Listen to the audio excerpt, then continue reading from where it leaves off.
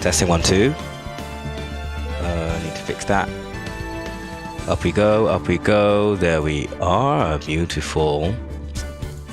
Let's close that. Make sure everything's working like that. That's not working. Why is that not working? It's because I don't have it set up. That's why.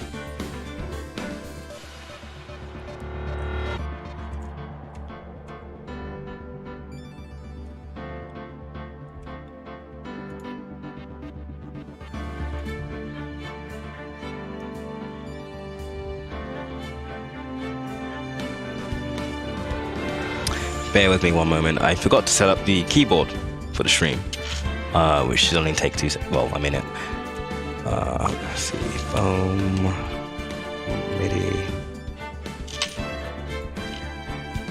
BMPK.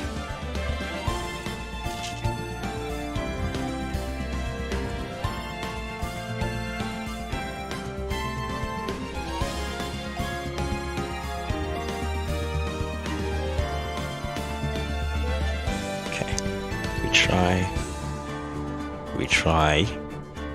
Huh? Why is that not working?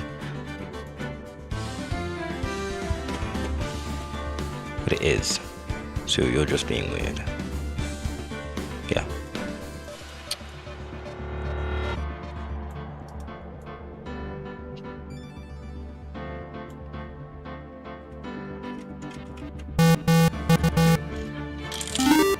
Cool.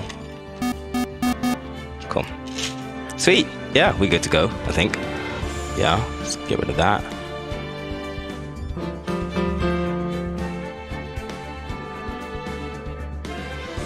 Let's get rid of all the things I don't need.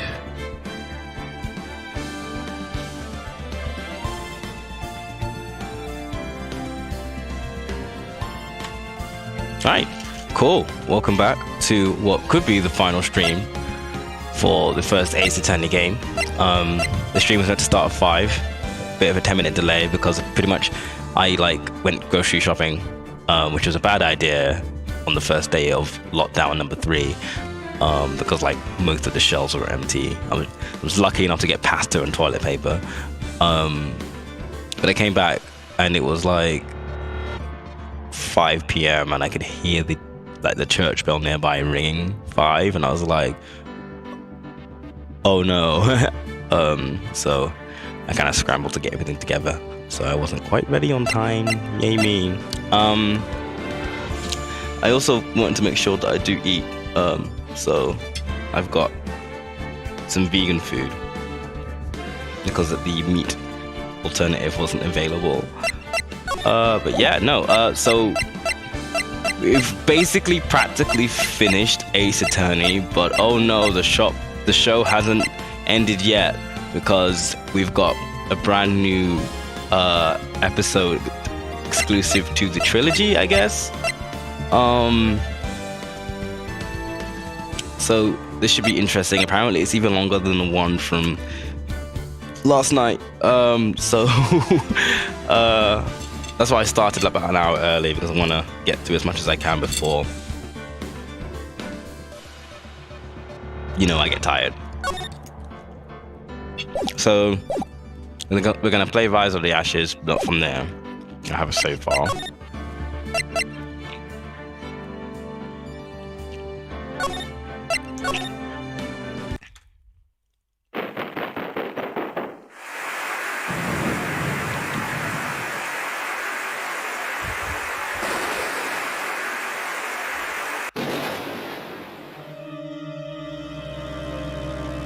Oh, so you can tell this is exclusive to the trilogy, because I've never seen graphics like this anywhere.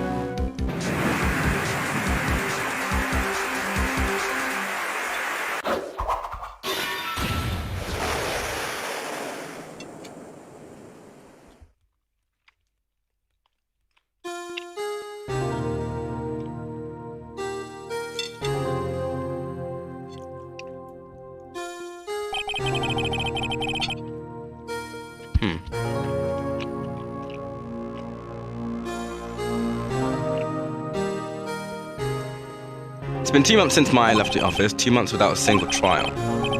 I've had offers, but none I took. Don't you have rent to pay?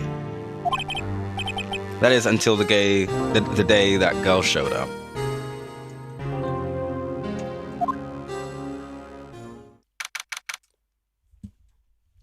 So February, 2 months? Yeah, well, that sounds about right. Since the last one happened on Christmas.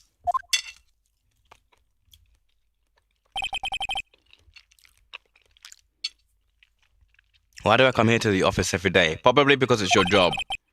It's not like I want to work. There you are, finally. There she is. My sister's trial is tomorrow. Is she the Maya for this case? I think she might be. She may be. It doesn't matter who I am. It only matters who you are. The famous attorney, Mia Fey. Look at me. Look at me. Do I look like Mia Fey? She long dead, girl. She no longer works here. So you are the coffee boy? I'm Phoenix Wright, the defense attorney. Right. Wait, you're the Phoenix Wright? Phoenix Wright from the Edgeworth murder case? Yes, that's me.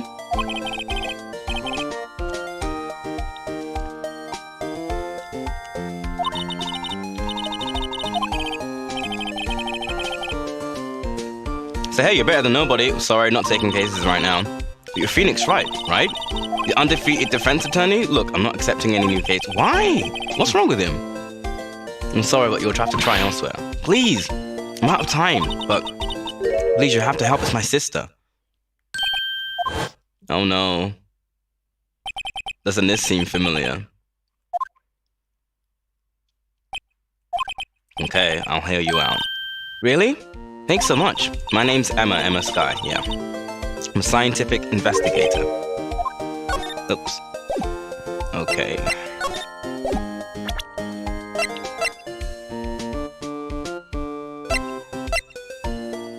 So she's 16 at this point.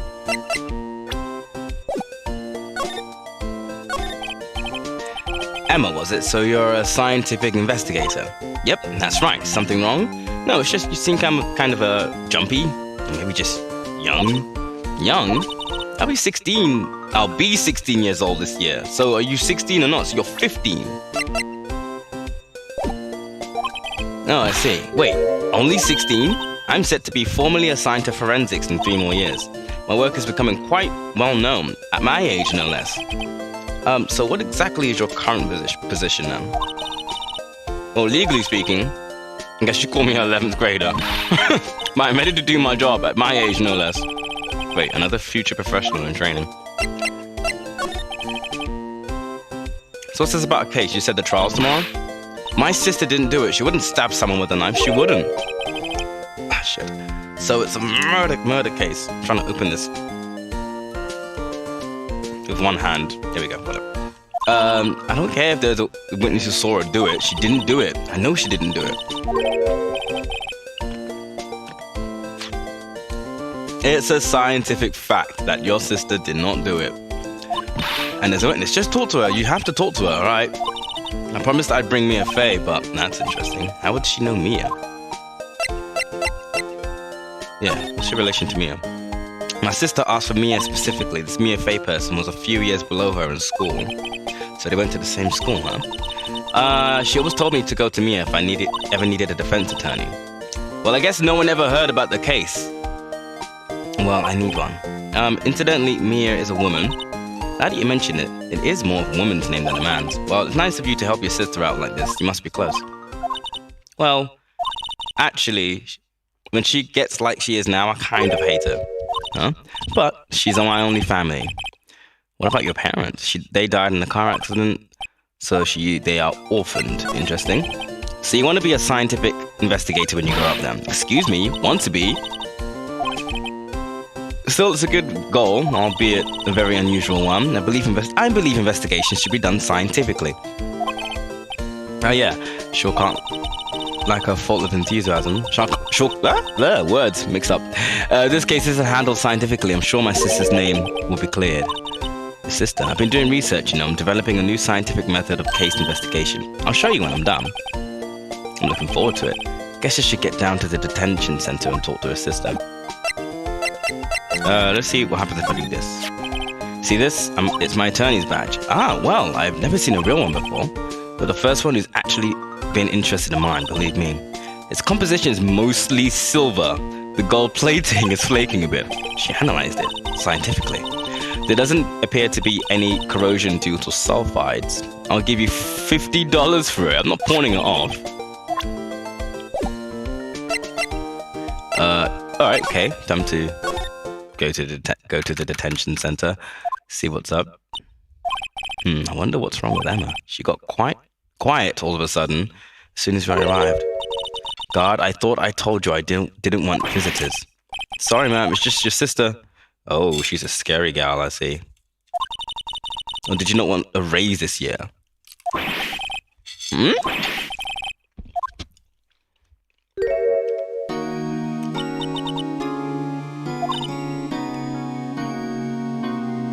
Funny. I seem to remember specifically telling you not to come here. Perhaps my memory is failing. Look, I didn't want to come here either, okay? But your trial's tomorrow, and you still don't have a defense attorney. I'll be the one in court tomorrow. This has nothing to do with you, Emma. Isn't that right, Mr. Wright? That's right. I'm Mr. Wright. You're right. Hey, how do you know me? Mia mentioned you. I've heard quite a bit. I'm sorry, what exactly is it that you do? My name's Lana Sky. I'm chief prosecutor for this district. Interesting. Wasn't expecting that.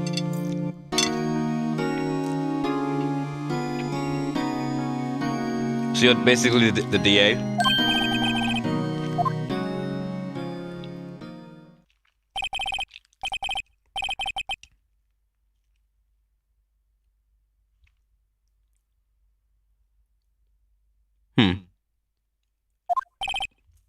Emma, Lana, I mean, they're just like me and Maya.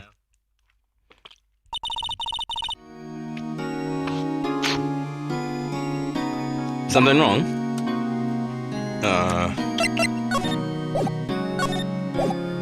Useless, but I will show it to her anyway. Your badge looks new. I polish it daily. In a few years, the gold plating will flake off. And then we'll see the real you.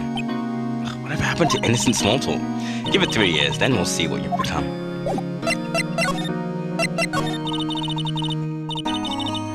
So there's something you should know from the start, which is the suspect in this case has confessed to the crime.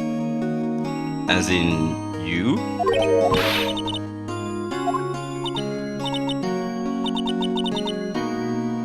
Oh, Mr. Wright? Well, why don't you begin by telling me exactly what happened? The crime took place yesterday, February 21st at 5:15 p.m. It's quite specific. It was in the witness's disposition. The witness clearly saw me committing the crime. That's a bit of bad luck now, wasn't it? That crime took place in the underground parking lot at the prosecutor's office. The body was found in the trunk of my subordinate's car. I was arrested on the spot, caught red-handed as it were. Well, that's just great. This seems like a pretty open and shut case so far. So who was the victim?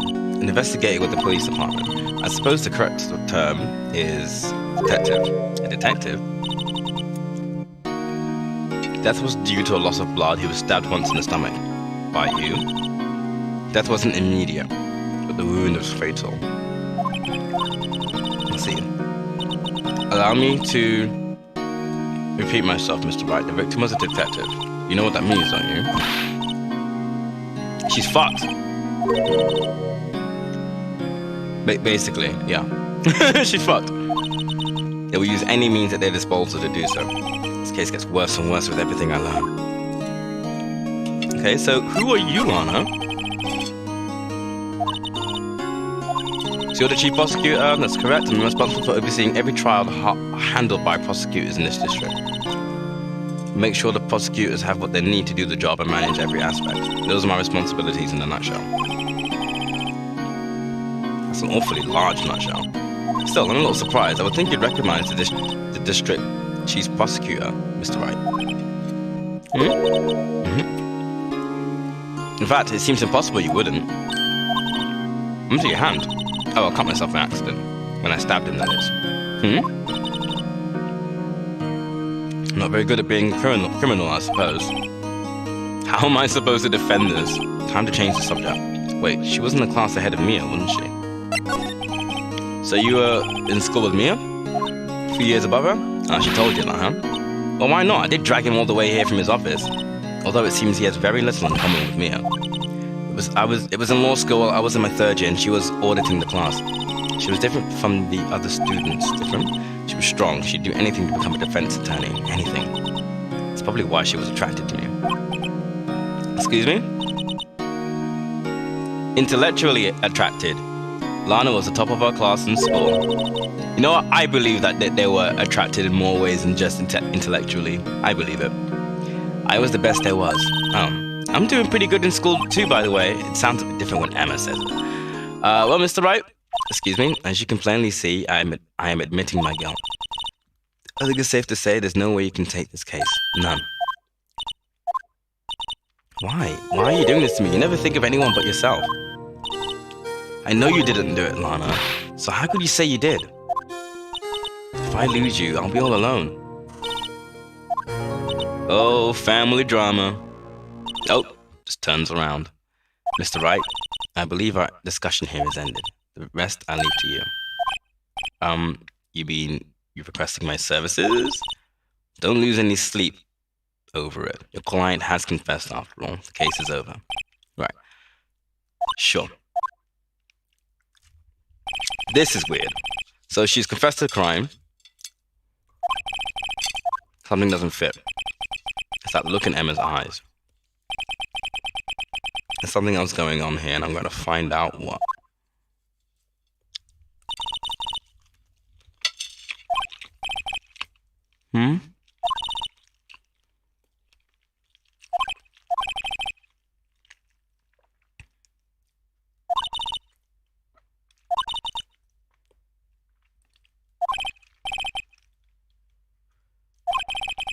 She's just got the massive, like, stern but tender big sister vibes that you get. Don't know for certain myself. I think maybe she... Well, maybe not. Let's go check out the parking lot.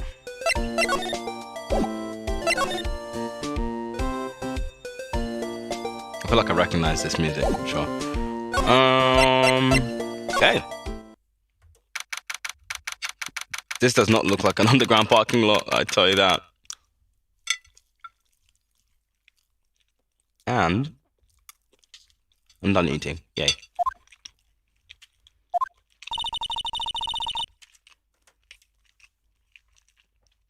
Looks like they're still investigating. Funny that my first visit to the prosecutor's office should be like this. Hey everyone, keep up the good work.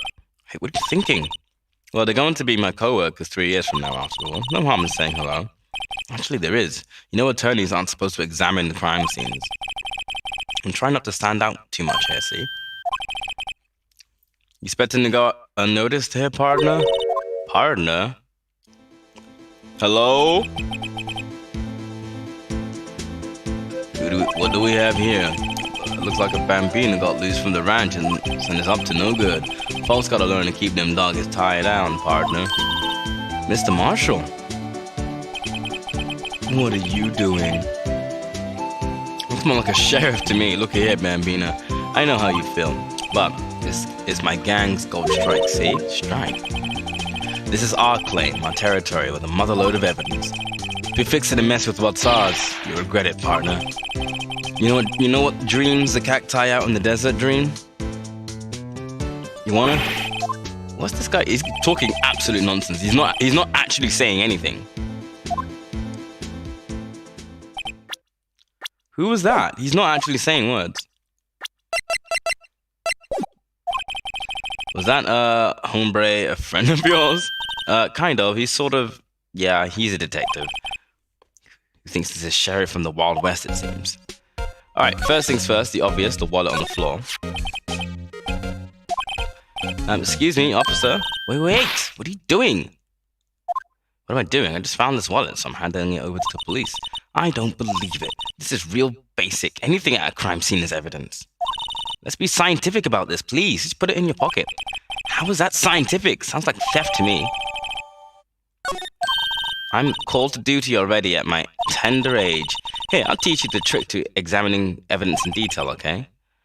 Right, okay. Now, just look at the court record. I mean, I was gonna do that myself. Oh. You have to be sure to examine evidence carefully on all sides. Now, let's start examining from every angle.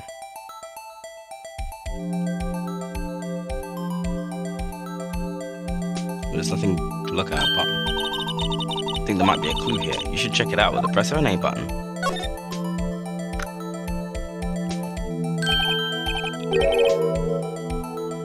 This is an ID card. Is this person a sergeant? And there's his name and then his ID number. It's all blurred out though. Oh, you can see it anyway. Sergeant Bruce Goodman. Okay. That wasn't scientific at all, but sure. Investigator's ID card found at the prosecutor's office crime scene.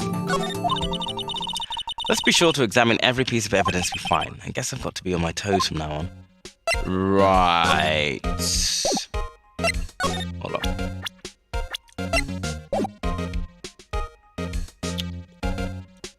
Nothing to look at there. Look, a door. This must mean something. I'm not sure doors mean anything. No, it won't open. A mysterious lock. Fail to see what's mysterious about it. You need to learn how to enjoy life. Right, cool. Phone's interesting. Let's see if it works. Hey, don't touch stuff we don't need to be touching.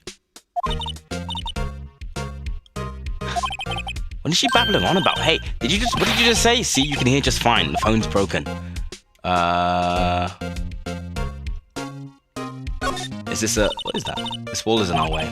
It's got a faucet for water. Wait, I know. This wall is merely a facade, hiding the truth. This is no wall, but a water tank. I fail to see how it makes any difference either way. Is that a hatch? No, okay, that's nothing. Oh, I can move across. So this is the parking lot. This is the weirdest looking parking lot I've ever seen in my life. The body was found in the trunk. You know what this is? Well, partner, looks like you've got no intention of going home quietly. The sheriff, like I said here before, this is our claim. You best be moving along unless you're fixing to bite the bullet. Could you just tell us one thing? Who owns that car? Well, the little filly's got a good nose on her. You want to know who rides that red Mustang with the body in her saddle? No problem, partner, but time for vittles anyway. Get yourself to the... What? I didn't... Cool, might just find you a cerveza you like. Prospectus office, where does this guy think he is? And for when, for that matter? Note to self, look up vittles, the saloon, cerveza.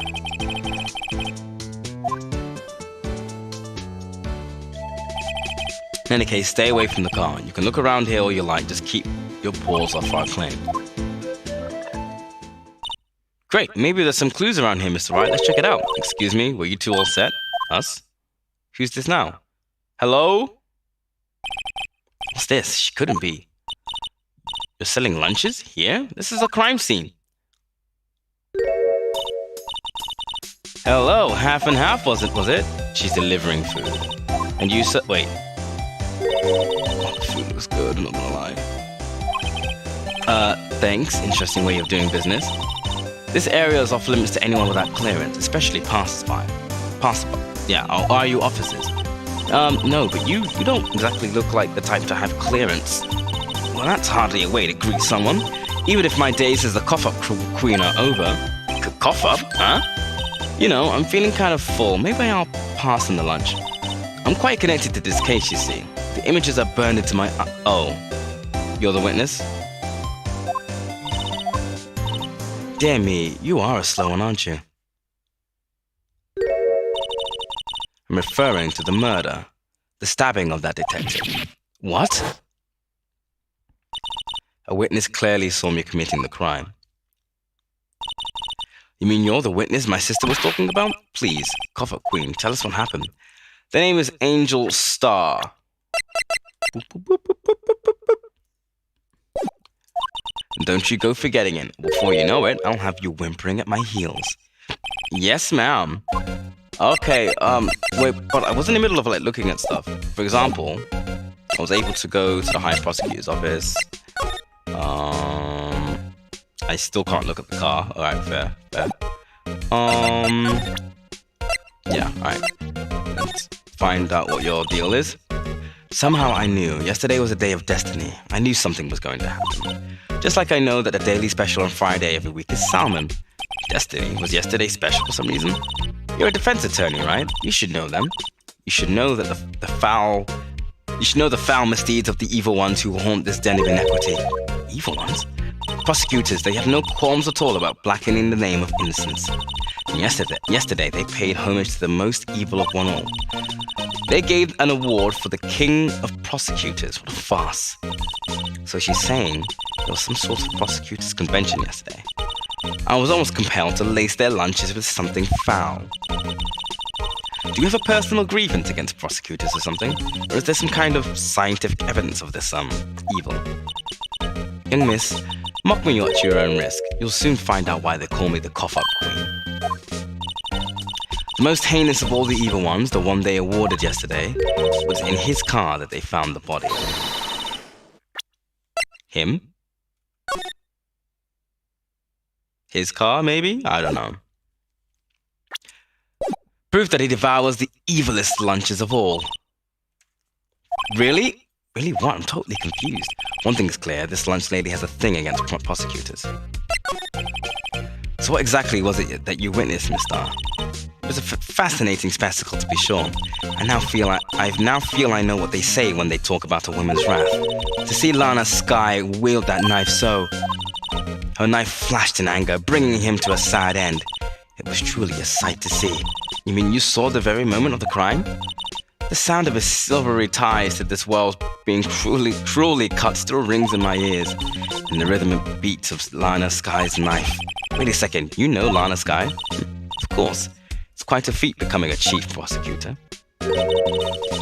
How many lunchboxes of sin did she pack to make that journey, I wonder? She always travels light. Now, why would this pretty lunch lady know the chief prosecutor's name? Could we ask you a bit about yourself, Miss Starr? I come here every day to sell lunches. I import only from the best and the freshest from the Far East. For some reason, the box lunches are a hit there. Why not make the lunches here rather than import them? Did you say something? Only true connoisseurs can understand. Oh, that's disgusting. What is that? The kind you can only tell someone who has tried General Tso's Trilobite lunch set. Never mind, you win. But I don't even want to appreciate a part of Trilobite's flavor. Anyway, I come in every day to sell lunches. My boyfriend works in the security room here at the prosecutor's office. Your boyfriend? See the security room over there? The glass-walled booth? I sell my lunches, and since I'm here anyway, I drop in to see him. Since you're here anyway, I guess selling lunches is more important than romance. So, to scientifically analyze the data available so far, you, Miss Starr, are a lunch vendor with an ulterior motive for coming here. Useful analysis. Did you have a bad experience with the prosecutor, Miss Starr? I sense some hostility. Hostility? Perhaps. Prosecutors are all alike, and the bigger they get, the worse they smell. Kind of like a 10-day-old clams in the chowder. I wonder if... Okay. I mean, now you're talking, Copper Queen. Well, there's obviously more to it than meets the eye, so we're gonna present this. About this card. Lunchland vendors only accept cash, no cards. Especially not a card belonging to someone else. It's an ID card that belongs to a detective. And you're showing this to me, the lunch lady, why? That's like showing a fine-honeyed ham to a detective. Alright. A defense attorney must be able to fight. How about you? Do you think you can win? How about tackling Lunchland's Pickle Supreme lunchbox? Get that away from me. Okay, well, there's nothing else to talk about. Oh, fuck.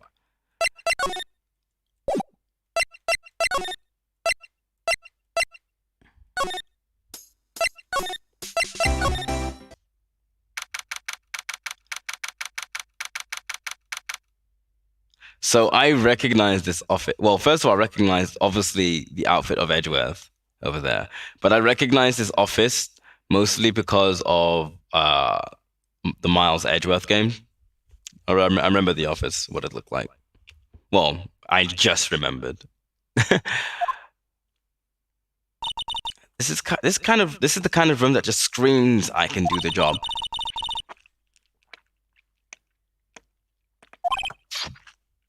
Quite a change from your office, actually. Looks nice. Seems to be some sort of trophy. What's that, a shield? It takes real nerve to display stuff like this. Whatever office this is, it must be a real stuck-up jerk. Phoenix Wright, you never tire of prying into other people's business, do you? Long time no see, Edgeworth. Huh? Mr. Edgeworth? You know him from somewhere? Of course, I'm his biggest fan. My sister introduced us once, and right, her sister's the chief prosecutor after all. Well, what brings you here? I'll warn you, I've been known to be a real stuck-up jerk. It was just Mr. Wright here. Hey, don't blame me. We're just here to investigate a murder case. Murder? A body was found in this nasty bright red sports car in the parking lot. That would be my car. What's of it?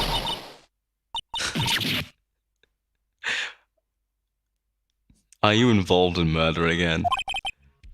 I'll say one thing, she can certainly scream.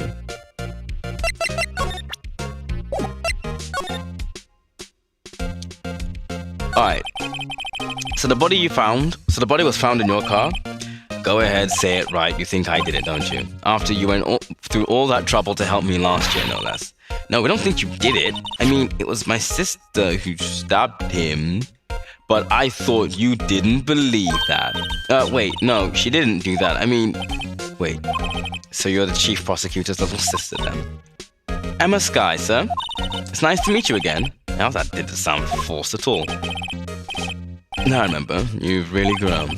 I'll admit it was a surprise for me too, to think that my own car would become the scene of a murder. More surprising still, I'm being forced to oh shit. I'm against you, huh? I'm being forced to prove my superior's guilt. I can understand. Wait, what did you say? Lana Skye is the chief prosecutor, the top prosecutor in the district. She can't prosecute herself, so I'll be the prosecutor at the trial tomorrow. Well then, we're butt heads once again, eh, Edgeworth? It's a bit of a miracle I'm still here at all. What do you mean? Rumors. You've heard the rumors about me, haven't you? Miles Edgeworth. It's hard to remember a time when there weren't rumors about this guy. Forging evidence, arranging false testimony, illegal searches, you name it. Thanks to you, my innocence was established in the trial at the end of last year. However, there are some who say I'm the one responsible for the current incident. What? That's crazy. Some people need very little excuse to think ill of others. It's a fact of life, impossible to stop. But some of them even go so far as to present me with toys like this. Okay, so she was talking about him. Angel was talking about him. They think it's funny. Toys, that bronze shield. There's got to be a story behind that one. Chief Prosecutor Skye, yes, we first worked together on a case 2 years ago. It was my first big case. That's right, I remember. 2 years ago, I wasn't even a lawyer yet. Since then, I always felt that she was looking out for me. It appears I was mistaken. Mistaken? Why? I mean, I know she's not the warmest person, but I'm sure she felt some responsibility for you. Then why? Why did she stab someone in the trunk of my car? Not only that, she stabbed him with my knife. Oh, fuck off, really? Your knife was the murder weapon? To be specific, it was the knife I keep in the toolbox in the trunk of my car. No prints. Edgeworth? Are you sure you didn't do it? Edgeworth, I mean, Phoenix, what are you... Phoenix.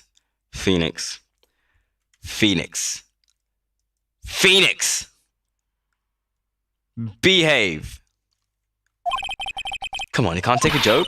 You have a strange sense of humor, Mr. Wright. Alright, do you know who this guy is?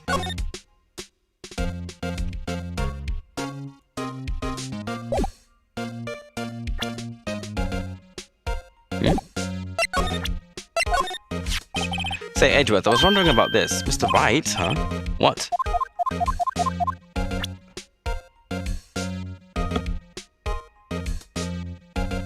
I pressed B once. I think it's having trouble connecting to my thingy. My switch. What? Are you sure you should be showing that to Mr. Edgeworth? Oh, he'll take it for sure, won't he? Yeah, we're not on the same side. So, yeah, okay. Then leave, I guess. Nothing else to talk about except have a look at the trophy. I've been wondering, what the heck is this? It has a big K on it. Oh, King of Prosecutors. It's the King of Prosecutors trophy. It's a great honor. They send that shield to the best prosecutor each year. What, so? So that K, that's... K stands for King? Yeah, you got a problem with that? Why is it... What's with the hostility? I didn't design the thing. King of Prosecutors, kind of like Employee of the Month, only better.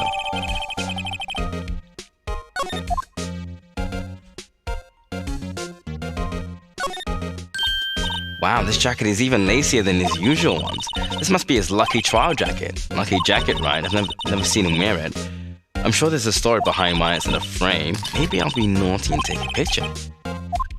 Okay, samurai. Still samurai? Wait, no, I'm looking at the... Okay, whatever. Back from the dead, Wendy.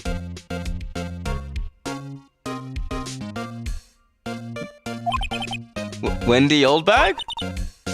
And beside it, a giant steel samurai. Huh. There's something written on the bottom of his foot. Between a rock and a hard place, Wendy. It's her. I don't think so.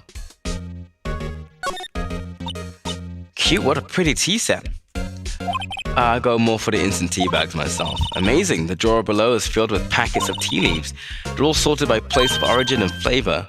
Look at this royal blend, what an exquisitely splendid concoction. Okay, so she knows her teas. Well, these are case files? They're stacked up to the ceiling. There's even a ladder. Odd. I thought Edgeworth wasn't good with heights. Must have someone go get them for him. Probably him. Strange. Why did I just picture Detective Gumshoe? Chess. Hey, a chessboard. I'm not too up on my chess, but it looks like blue is in a bit of a tight spot because blue is the only. The red knights are surrounded the blue pawn. The blue's already lost. There's no king. Or queen, or whichever.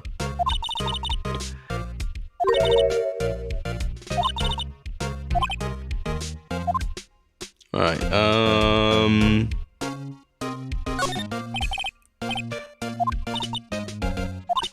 nice good old tidy desk.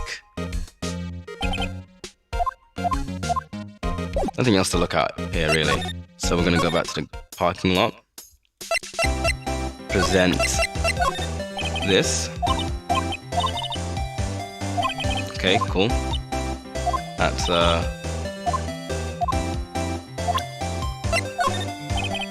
okay, nope. Maybe I need to go somewhere else. Maybe not.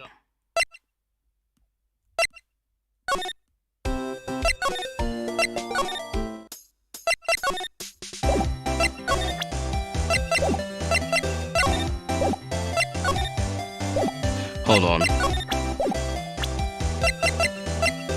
Ah, yes, I can check things now. This must be the blood's victim, right? Victim's blood. Either that or Edgeworth cut himself peeling an apple. What's Edgeworth doing with a knife like this anyway? Hey, maybe he spends his time roughing it in the wild. Edgeworth in the wild?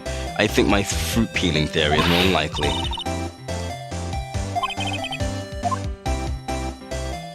Nothing else? Okay.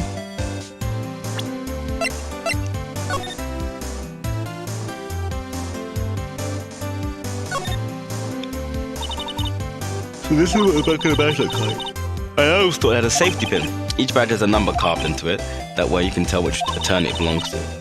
You mean you couldn't lend your badge to anyone? No, I'd be found out right away. Well, that's no fun.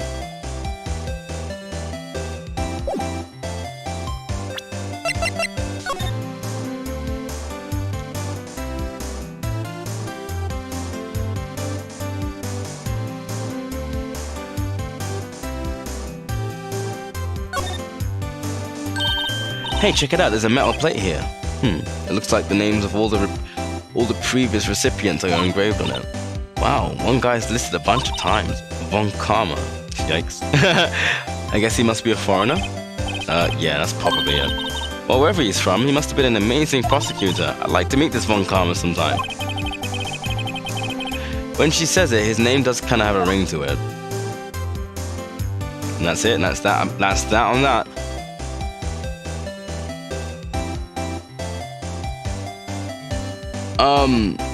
It's kind of weird that the emblem for the prosecutor trophy is a shield. Is a shield and not like. I feel like that should be for a defense attorney trophy, you know, because it's a shield. But you know, it is what it is.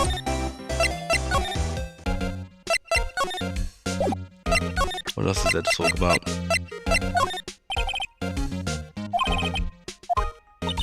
Doesn't like you too much, does he? Nah, with Edgeworth, it's never personal. It's all about winning tomorrow. So basically, this says you were the best of the best last year, huh? You can take that foolish grin elsewhere. I lost a day of work to receive that travesty. Huh? Why is that? I had to go to the police department to receive that broken shield. The police department? Yes, right next to the police station. You've been there, haven't you? Where Detective Gumshoe works? Yeah. I was wondering about your shield. Why is it broken? What does it matter? I've got more important things to worry about. Oh, so it's actually meant to be a full shield. Oh, right. Doesn't seem too concerned about his award, for better or worse. Yesterday was a very busy day for the prosecutor's office. Maybe we should ask him more about yesterday. Could you tell me more about yesterday, the day of the murder? Yesterday was the annual cleaning day at the prosecutor's office. Cleaning day? Working with the police department, we sort and file all evidence for solved cases. Call it evidence transferal. Wiping your hands of old cases, in other words. Oh, and another thing. A ceremony was held at the police department. There's an annual review and awards for outstanding police officers and prosecutors. And that's when you got the shield? I was at the police department yesterday afternoon. I got back here at 5:12. I don't even have an autopsy report.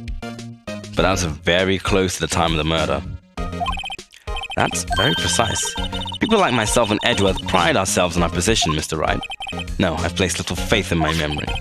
The only thing I trust is solid evidence. Parking stop. Okay, that's important. This is the parking stop on the underground lot. The murder took place around 5:15. So the murder happened right after you got back. What? Right.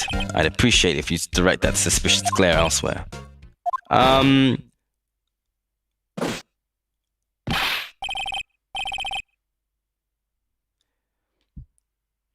Is Edgeworth here? I feel like I recognize him.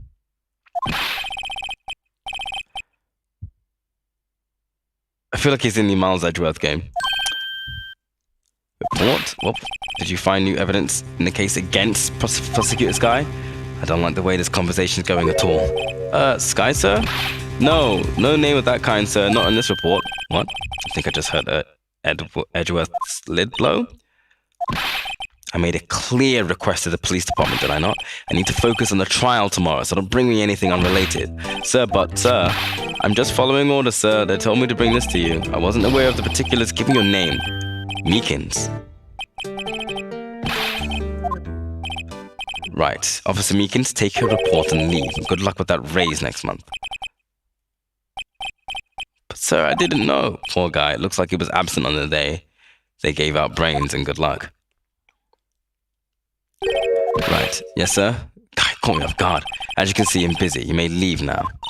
Let's do what he says, Mr. Wright. The victim was a detective from the same department as the patrolman just now. Go down to the police department. You can ask more there. All right.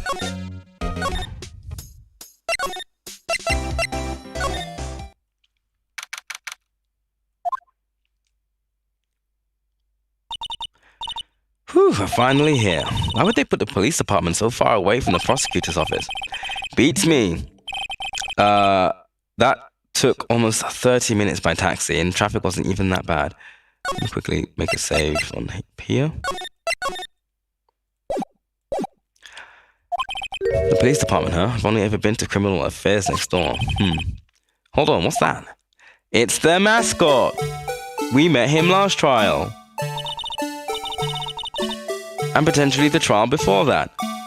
Disturbing, why does it undulate like that? Oh wait, I know, this is the Blue Badger. They're trying to make him the police mascot.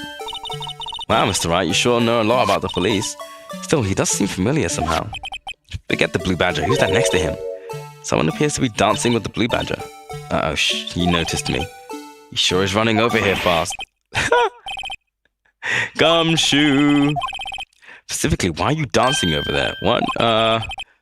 Well, at least it doesn't seem to be busy.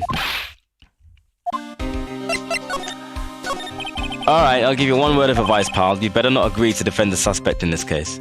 Too late. Huh? Well, it's just that she confessed to the crime. She says that she summoned the detective, him, to the prosecutor's office and she killed him. What if she's not telling the truth? Yes, well, no. Come on, pal. There's plenty of evidence against her. But what was the evidence was faked? Hey, pal. Can I speak to you for a second? Huh? Me? Why is this little girl so peeved at me?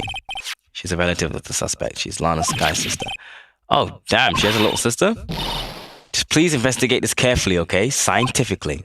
Yes, ma'am. Oh, by the way, you might want to keep your voices down. You don't want to be overheard using words like fate.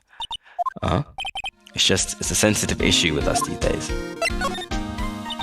So, what are you doing here anyway? Oh, you know, they kicked me out of criminal affairs. What? Why? What do you mean this time?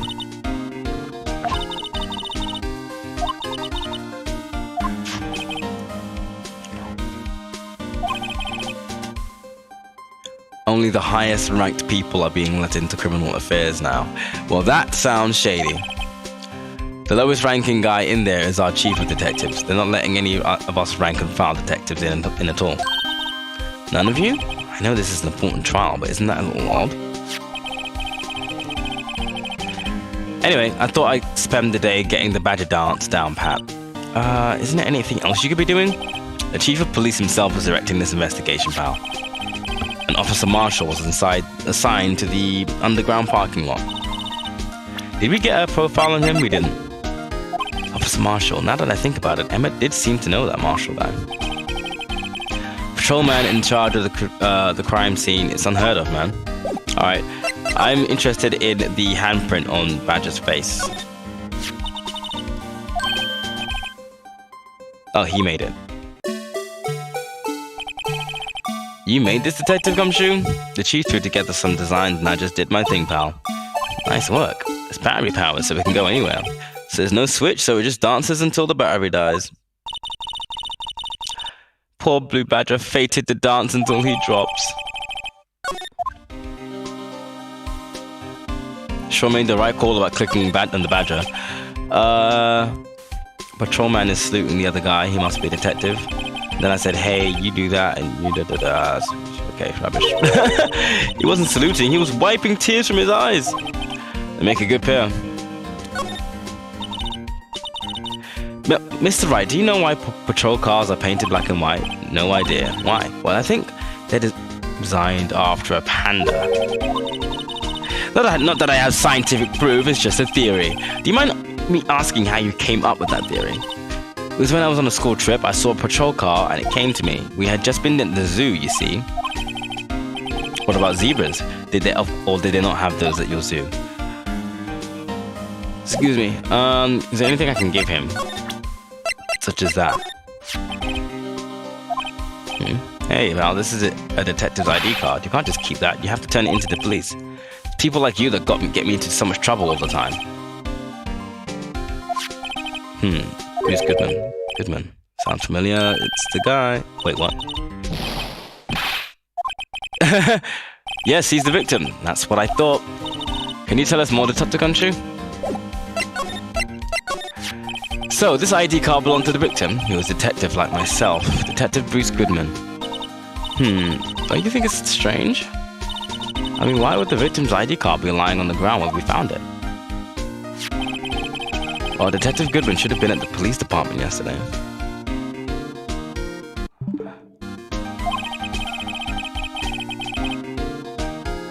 There was an evidence transferal for a case he handled 2 years ago. Evidence transferal? Mr. Edgeworth mentioned that too. But Detective Goodman was killed at the prosecutor's office. Well, that's the thing. It's hard to say this, but word is that the chief, or Sky, called him out there to the parking lot. And Lana's confessing as much.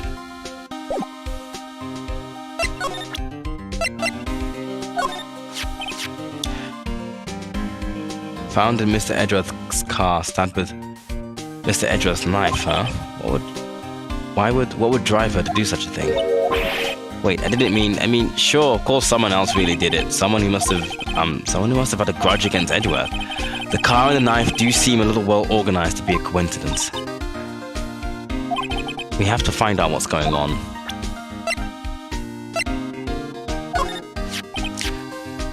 Oh, okay, same thing.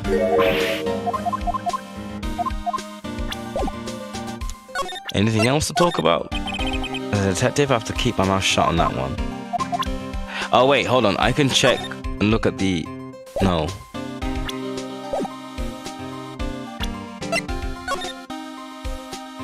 Oh, I can't look at it? Like, okay.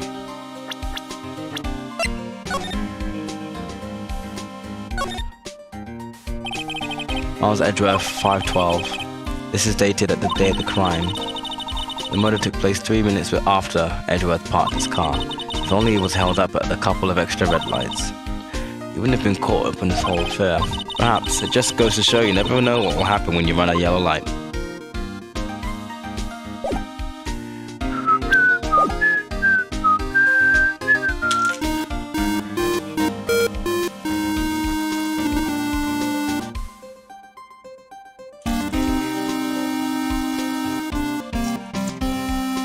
I really do like this track.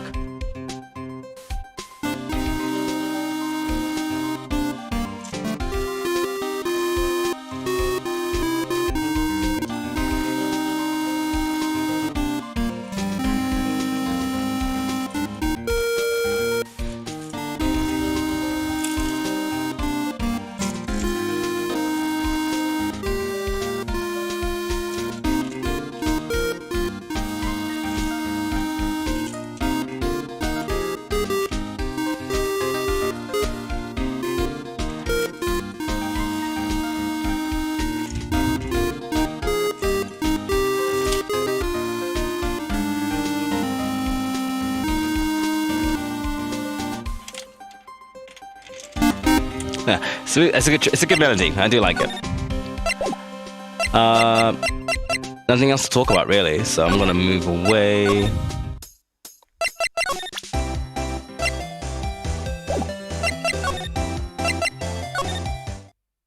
He's not here.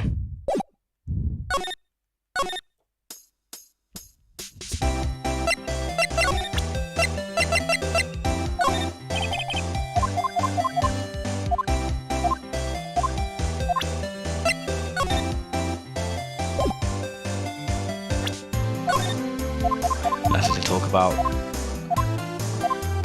She's just hanging around. Okay, well.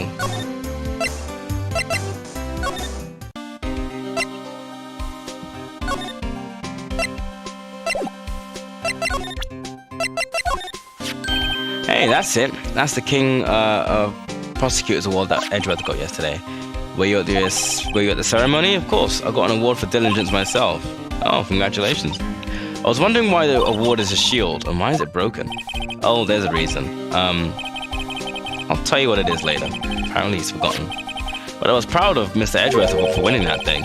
Even with all the naysayers in the prosecutor's office. Naysayers must be because of the rumors.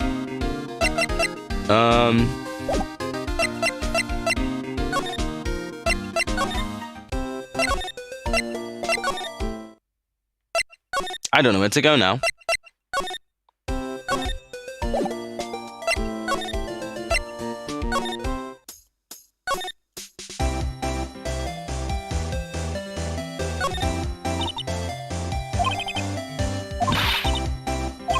Is it an exit? Is it an entrance? Who knows? What? Okay, oh, this is the security box that she was talking about. Look, a stylish glass-walled room. Very nice. You can see the whole parking lot from in there. It says security. Perhaps it's a cafe? Cafe security. Yeah, that must be it. Let's check it out later. Hate to break it to you, but I think it's just a security guard office. You know, I scored a 97 on my science test the other day. Too bad I didn't have a test for common sense. So that's where her boyfriend is hanging out.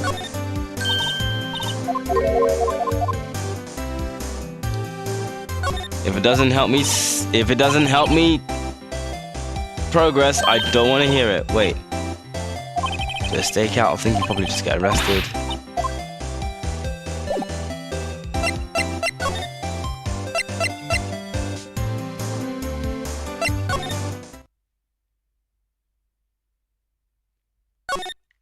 If Edgeworth isn't here.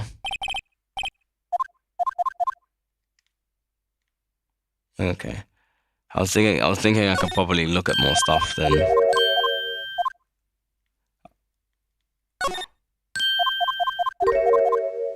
I was thinking I can probably look at stuff now that he's not here, but probably not.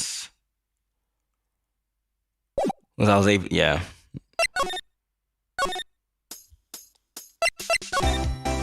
Maybe I wasn't done with Gumshoe. But I showed him everything.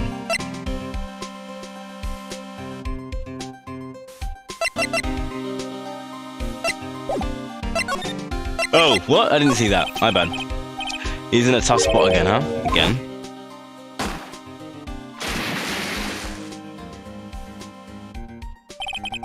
Well, it all started with the murder of that defense attorney, Hammond. But Mr. Edgeworth was found innocent. Listen, pal, there have always been rumors about Mr. Edgeworth. Forging evidence, making deals with witnesses. Nothing outright, but there are always whispered rumors. Ever since he was accused of murder, no one's whispering, they're practically shouting. But there's no evidence against him. Well, Mr. Edgeworth has always had unusually strong ties to the department higher-ups. It's only natural that people would be suspicious. I had no idea he was under the gun.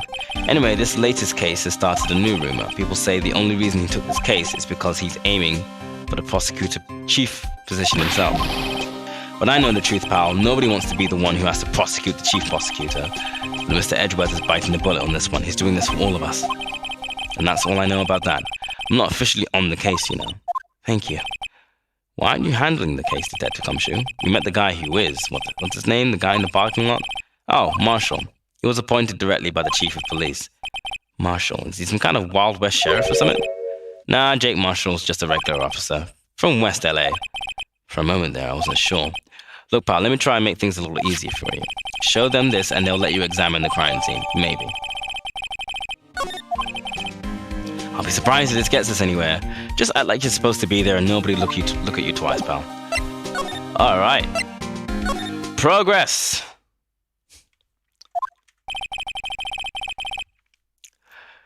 Looks like the investigation is still going. I have to be getting back to the shop. Looks like I'll still be in this pit till the sun sleeps. I'll see you in my dreams tonight then, baby? Oh, you.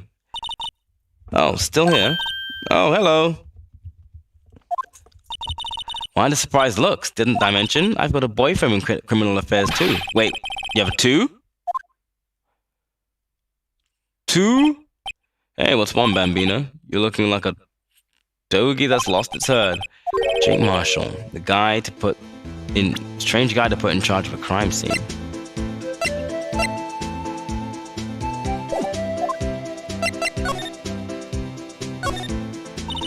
There's something I wanted to ask you.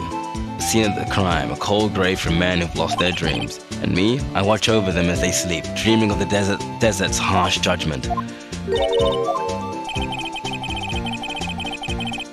Well, should we show this hopeless clay something to catch his interest?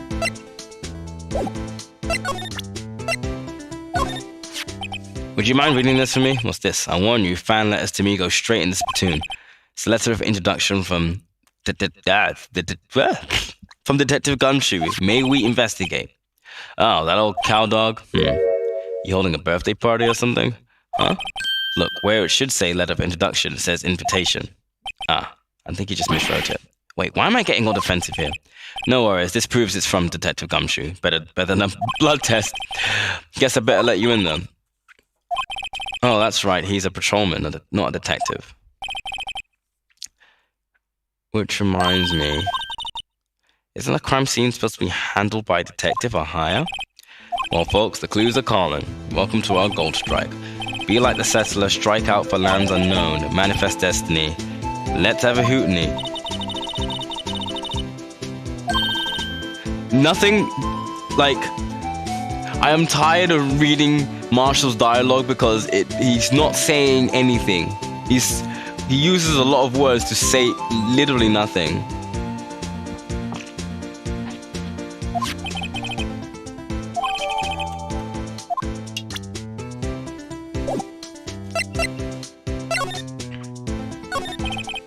Officer Marshall, could you tell us more about the victim? Good men always die young. Remember that, partner. Could you be a little bit more specific? So, Bruce Goodman, he was a detective, right? Well, aren't you a feisty doggy there now? Detective Goodman was stabbed here at 5:15. The smiling Madonna told me the tale. I think he means the witness, Miss Angel Starr. One stab to the chest. A fine piece of work. But we were told he was stabbed in the stomach, and he bled to death.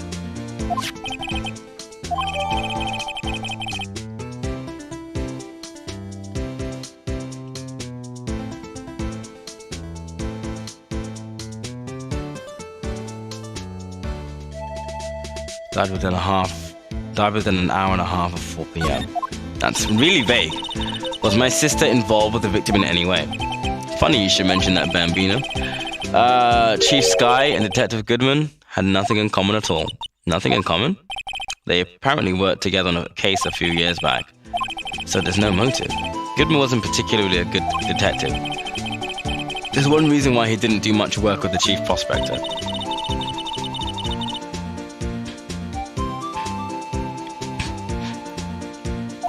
My sister called him there in the day of the murder to this parking lot, so it seems. Like calling an unarmed man to a shootout on high noon. I don't mean any offense, but you're a patrolman, right? Not a detective. You're calling me out? They shoot you there for that in Texas, huh? I was one of them fancy shoot detectives till 2 years ago, to tell the truth. Oh really? Now he tells me. But you're a patrolman now, so how come you can be in charge of a crime scene? Nothing gets by you, does it, Bambino? So, why are you in charge? No reason, we're just short on hands right now. I'm keeping an eye out in the meantime. That's odd though. Detective Gumshoe was saying he had nothing to do. Nothing important at least.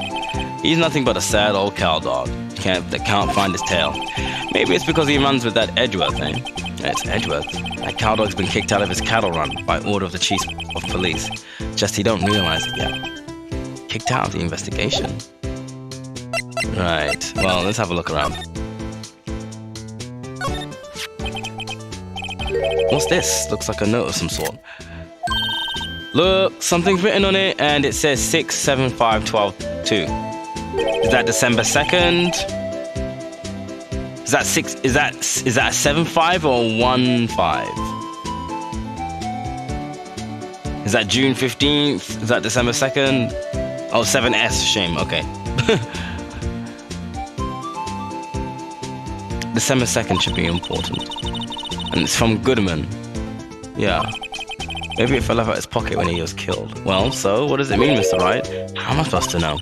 Note to self, for deductive reasoning, go to Edgeworth, not Wright. I'm sure Edgeworth wouldn't know what this means either. Alright, let's have a look at that. Okay, that's what we got. This appears to be the car where the body was found. It looks like the lock on the trunk is busted. The crime scene took place there. The body was found in the trunk of my subordinate's car. Quite a luxury car. Screams I have money to burn. Yeah, prosecutors get the big bucks.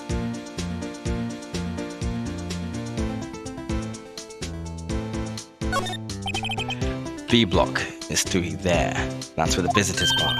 I can see the lunch line car over there in the distance. Hey, you're right. I like the cute design on the door. I can see a cartoon cow munching down on a juicy looking steak. Doesn't that strike you as a little creepy? Oh, yeah. Just don't think about it. No what else to look at, really.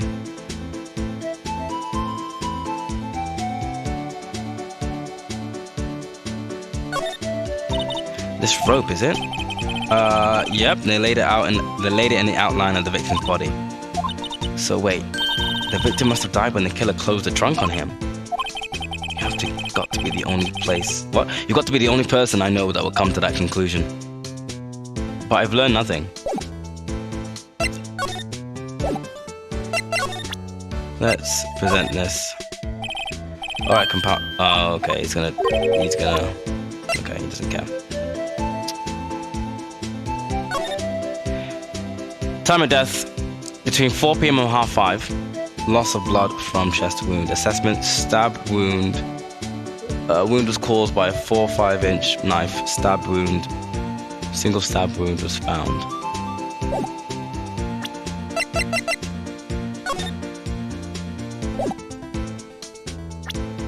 Okay.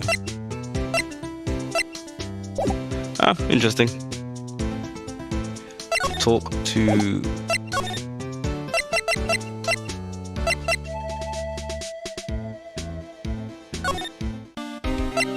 What do you know about this? Right. Cool. Useful. Useless. Cool. Bye, actually. Yeah, cool. Bye.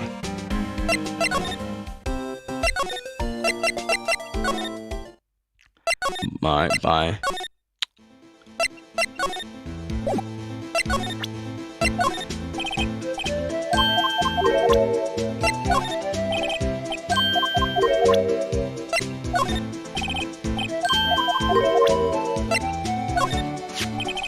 Five 12 p.m. Prospector's bright red steed came in like a trot, real slow like. Tells me the crime occurred 3 minutes later, so it seems the chief prospector was lying in wait, maybe waiting for a prince to ride in on his bright red horse. So what do you mean is the killer intended to use Edgeworth's car all along?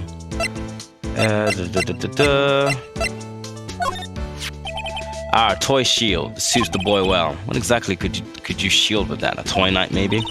Officer Marshall, don't you have anything good to say about Mr. Edgeworth? You don't like him, right? You get the point. You know, when I was a detective, I got one of these. Let me guess. Did it have a K for King of Detectives on it? Hey, they could use the same shield over and over. Note to self, the prosecutor's office in criminal affairs are surprisingly cheap. You know it, they've gotten cheaper with every passing year, I tell you. Cool, didn't like that. What's that, some kind of police passport? This is Detective Goodman's ID card. Strangely enough, we found it a good distance away from the crime scene. Good distance in this rat hole?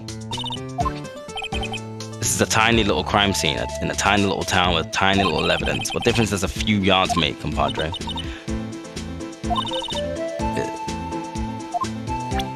Oh.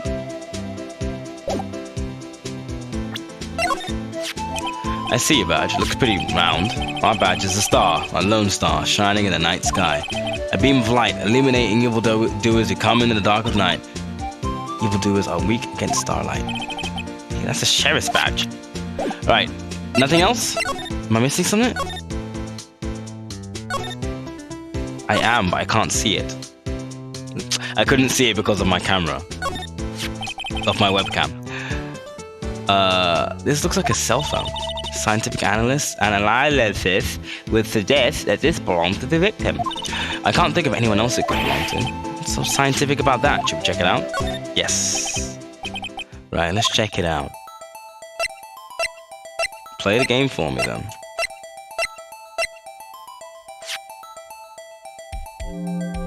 I get to play? Yay.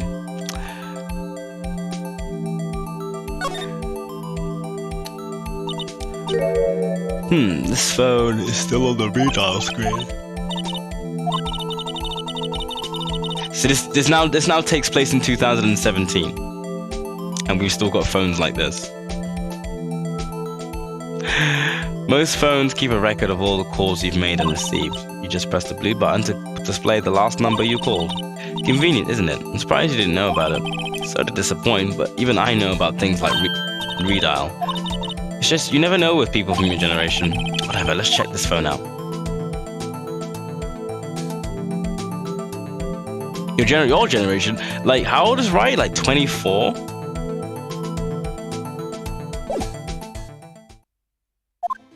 Wait, no. I never looked at it. No, I never looked at it. Oh, because it doesn't go on my thingy. Wait, I wanted to check something. He's the same age. Yeah, Miles is 24. I mean, Phoenix is 24. This is 2017. Yeah, I was the same age, basically. This time, in that year.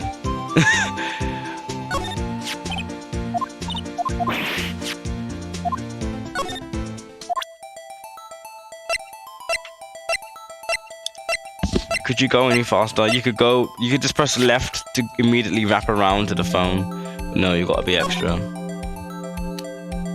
Please don't repeat it. Okay, thank you. Now to see who the owner of this phone called last. Note to self, a defense attorney doesn't think first, he just pushes the button.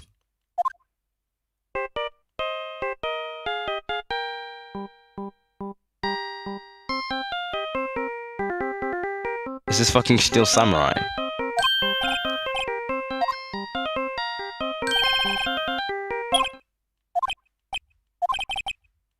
I see, partner, you pressed redial on their phone, didn't you? Well, yeah. Whose phone is this anyway? It's on the ground there. Whose is it? It belongs to Chief Prospector Sky. It's my sister's? She apparently dropped it when she was taken into custody right after the crime. Look, the last call was made right when the murder occurred. Looks like she was fixing to call someone. Except she only spoke for a few seconds according to this. Who did she call? No idea. Sorry, partner. Now I've got a question for you, partner. I heard a phone ring just now. One of those newfangled ringtones. Oh, that? Oh. I'm sorry, that was my phone. Oh, shit. My phone? Yeah, it's kind of strange, but someone called me right as we picked up the other phone. A wrong number. I hope you're not lying. They shoot you in Texas for that, partner. Oh, I've incited the wrath of the Lone Star Patrolman. Does that mean they called you?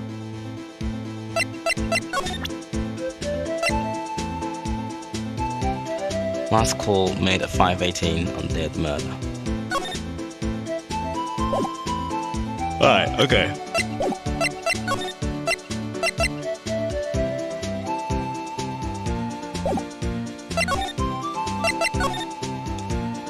So there's no connection between Goodman and my sister. That's correct, but there's a gold mine of evidence against her. And the prospector tomorrow is none other than Edgeworth himself. I'm afraid your sister's fate is decided, Bambina. Many condolences. Officer Marshall. Yeah, Bambina? How can you say that? You and my sister, you were... Is there something between this cop and her sister that I don't know about? I apologize, Bambina. Something must have gotten to me. Maybe it's that dry wind that's blowing through the prospector's office. Dry wind or ill will, something's up to something here. Someone's up to something here, but who? Suspicion about Mr. Edgeworth has been flying around for many years now. 2 years, even. Forged evidence and arrangement testimonies, you mean? He was unbeatable because he did whatever it took to win. Unbeatable, that is, until they met you. But rumors are just rumors, aren't they? There are prosecutors. These are prosecutors we're talking about. Evidence is everything to them. If you follow the rumors about Edgeworth to their source, you find one person. But they're off limits. Untouchable, you might say. One person? Who?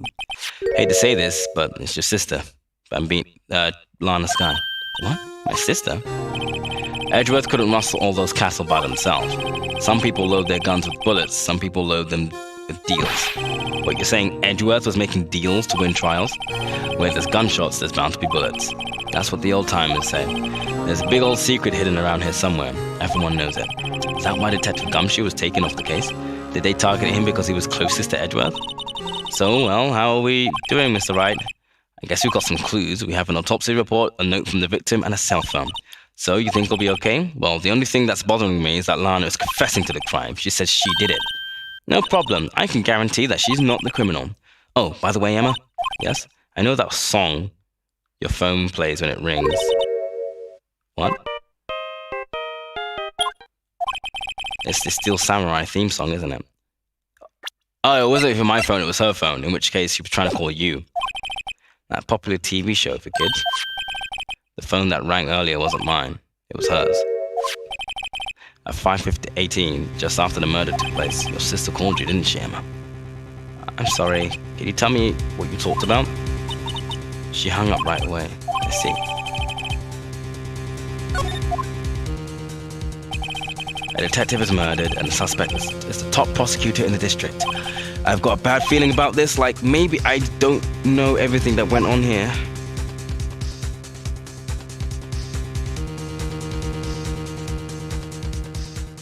Okay.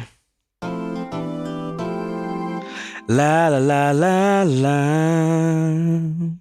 Save your progress. Yeah, I want to see how long that took. That's... Jesus.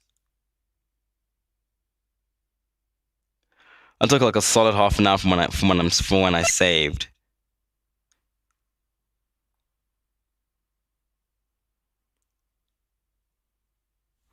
Wow, I took quite a bit. It took about like an hour, almost an hour and a half.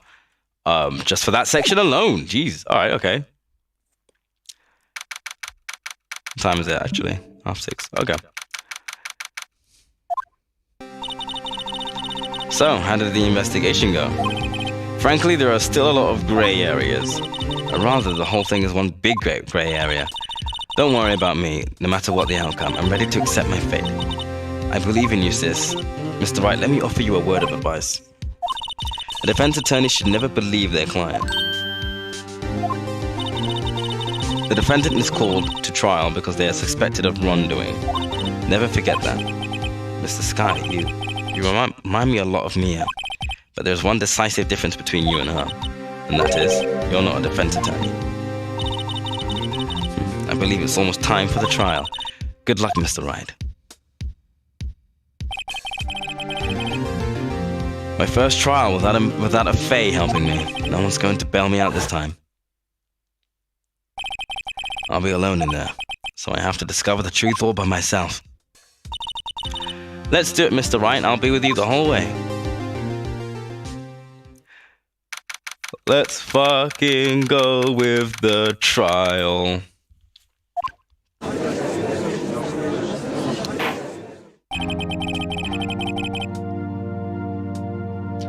Court is now in session for the trial of Miss Lana Sky. The defense is ready, Your Honor. I just want to save here.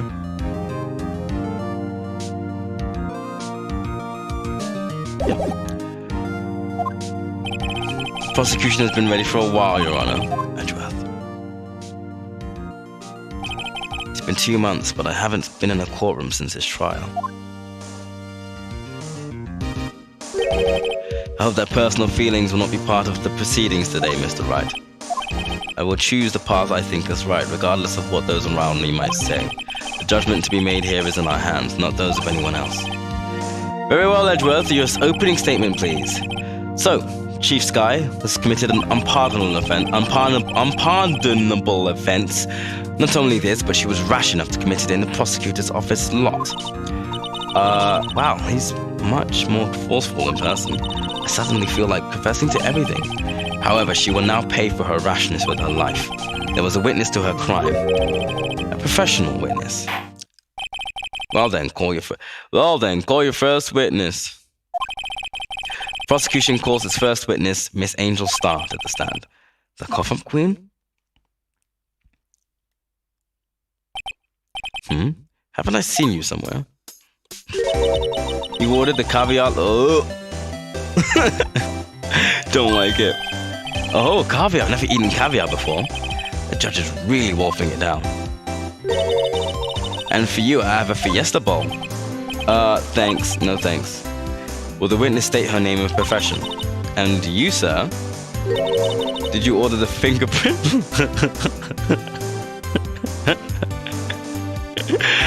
That's really good. I like that. It is too early for lunch. Your name and profession, please. Oh, Your Honor, how does it taste? So this is why everyone raves about caviar. It's so tasty it hurts. I always thought caviar would taste like pickled tapioca. What the heck is pickled? What is tapioca? Oh, he's not even fucking around. Name, profession, now. Me? The name is Angel Star. Don't go forgetting it. I find myself running Lunchland these days. Is that what you wanted me to say, Mr. Edgeworth? Very well, witness. Please describe the incident to us. The prosecution will wait. I'm not finished eating. Hurry it up. Okay, very well. As you know, we usually call on the police to provide a description of the crime. Your Honor, as Mr. Edgeworth has said to the court, I am a professional. Oh, what exactly does that mean? Until 2 years ago, Miss Angel Star was a special investigator with the police.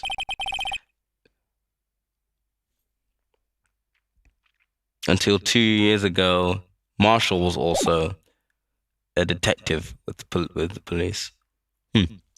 She was a first-rate homicide detective.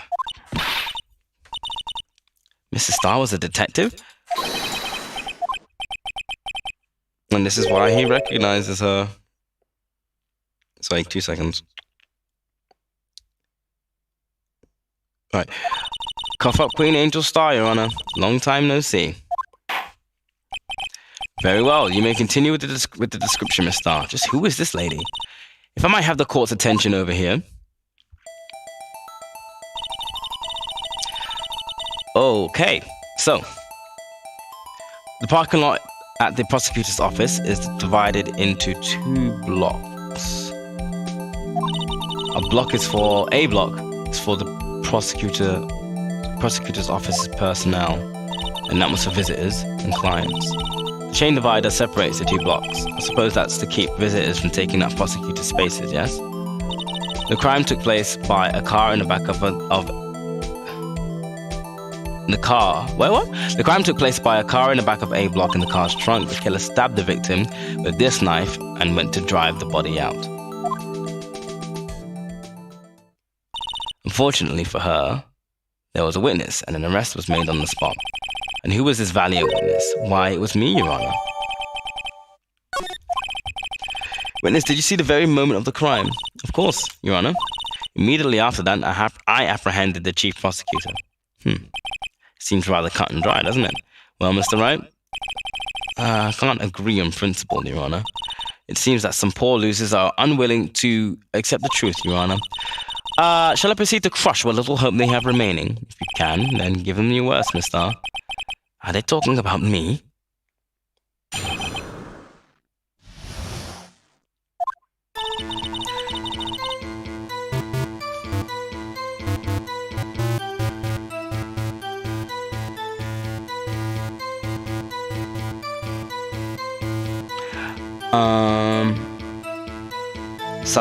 Somehow I always knew a day like this would come. I was on my way to deliver a lunchbox to my boyfriend when I sensed something. Perhaps it was my finely honed detective intuition at work. Through the wire fence, I saw the chief prosecutor standing next to a garage car. The chief prosecutor was holding a knife in her right hand. Then she thrust the pointy tip of the knife into Detective Goodman's chest. Bringing a lunchbox to your boyfriend, how touching. As you can see, there is no room for doubt. The key point of your testimony seems to be nothing other than the point of the knife which you saw being stabbed into Detective Goodman. So, how does it feel to be so utterly crushed? I'm still thinking about that one. It's merely a flesh wound, Mr. Wright. Very well, Mr. Wright. You may cross-examine the witness.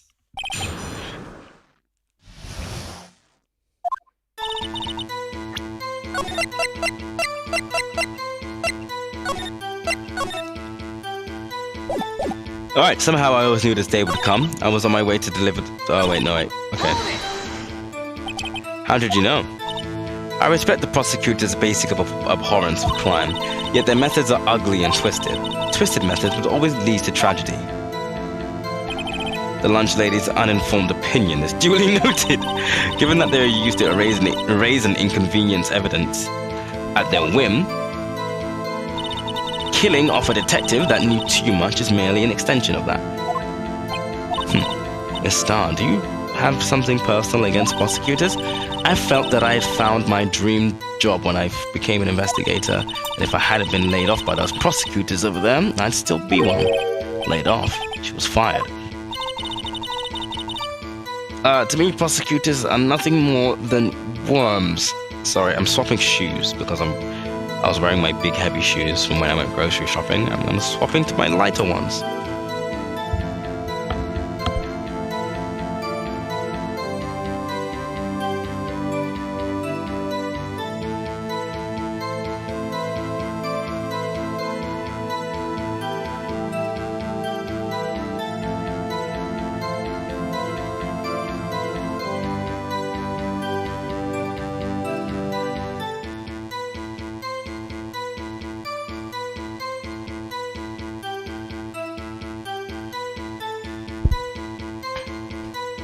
Now I feel better. To me, yeah. That said, I'm a pro, as you know. My testimony to the dart is flawless. Very well, you may continue.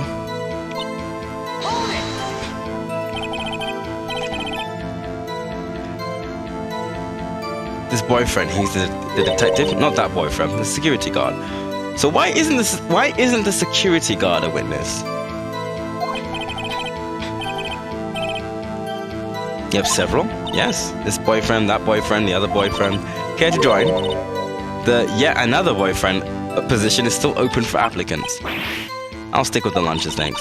Note to self, the judge had to think before applying. The security room is in A block. Up on the second level so you can see everything from there. That would be the room with the security sign. Incidentally, did you bring your lunch boxes by car? Since I'm a visitor now, I parked in B block, so she was in B block when she witnessed the crime. When I sensed something, perhaps it was my finely honed detective intuition at work. You said something, so you're saying you had a premonition of the murder. It felt like how you would say, oh yes, it was like the feeling you get when you view a pumpkin chock full of seeds. I have no idea what that means. Speaking of a detective's intuition, wasn't the victim Mr. Bruce Goodman also a detective? Yes, well, he was like a young cheese. A pale white cheese, not yet tangy, with experience on the... You're saying nothing! Then I must be hard, yellowed, and sharp as a tack. Yeah, with the odor of an old cheese to match. In any case, there in the plot, I felt something stirring in the back of my mind. Through the wire fence, I saw the chief prosecutor standing next to a garage car. By garage car, you mean Mr. Edgeworth's car, yes. Incidentally, the knife which the victim was stabbed was also Mr. Edgeworth's, wasn't it? Indeed it was. What an odd case this is. The person you saw, you are sure it was the defendant? I saw her from no further than 30 feet away. I'm certain it was her. If she's telling the truth, we're doomed. Let's just do what we can. Even if we don't have any proof, we can always nitpick. Witness, in your testimony, you clearly stated the following. Prosecutors are nothing more than worms. Ergo, you are a biased witness. You might want to keep those silly opinions to yourself in the future, rookie. Huh? Rookie? Unless you're willing to risk the consequences of doubting me. I'll fry you like a fritter, crispy on the outside, chewy on the inside. That was inspiring. I believe I've heard that tagline somewhere else. You could cry plagiarism? I may be relegated to the lowly post of lunch lady, but my instincts are honed.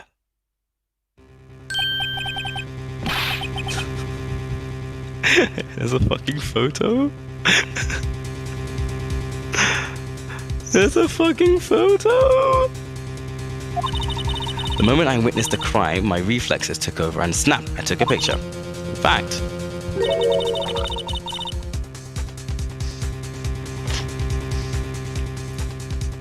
one of my lunch boxes is rigged with a camera.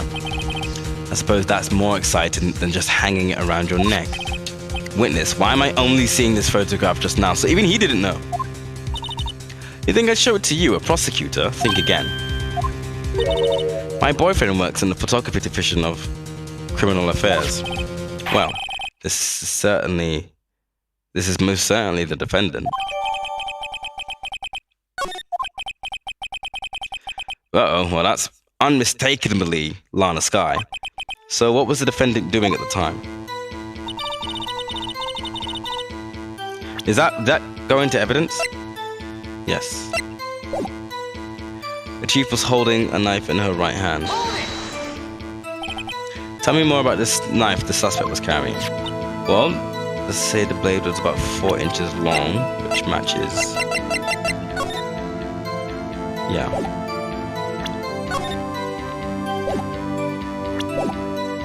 Is that right, Mr. Edgeworth? It is your knife, after all.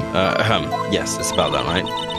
Prosecutors are, by nature, well-versed in the location of a man's vital organs. I'm sure it was easier than boiling an egg for my egg salad surprise set. You can't testify as to her ability to kill an egg. I mean, a person. Perhaps a chicken salad set would have been a better metaphor. So the defendant was holding a knife. What then? Then she thrust the pointy tip of the knife into Goodman's chest. Tell the court why you didn't try to stop this crime. You did see her raise the knife to strike, no? The defense has a point. Fortunately, by the time I realized what was going on, it was already too late. Too late? Yes, the next moment the chief prosecutor brought down the murder weapon. I see. It's only a flesh wound, Mr. Wright. We can make it.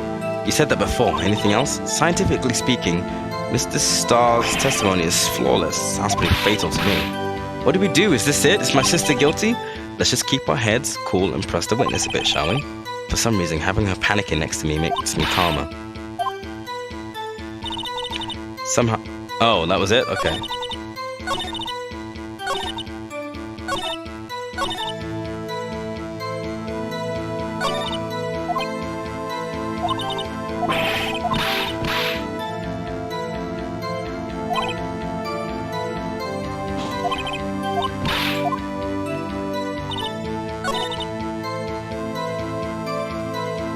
Alright, so I pressed everything already.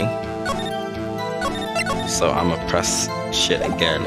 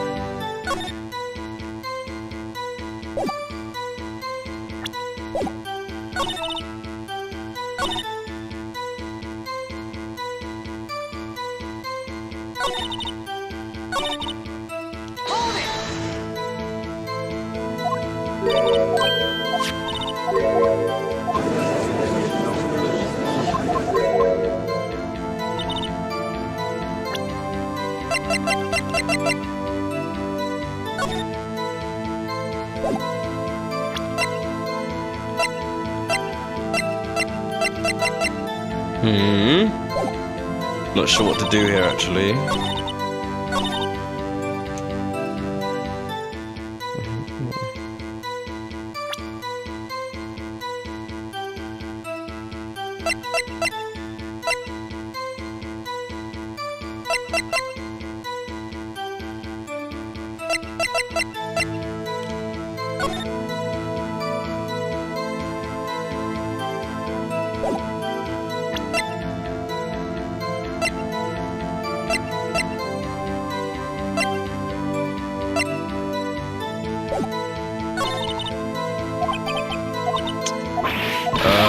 Okay, let me try and press everything again.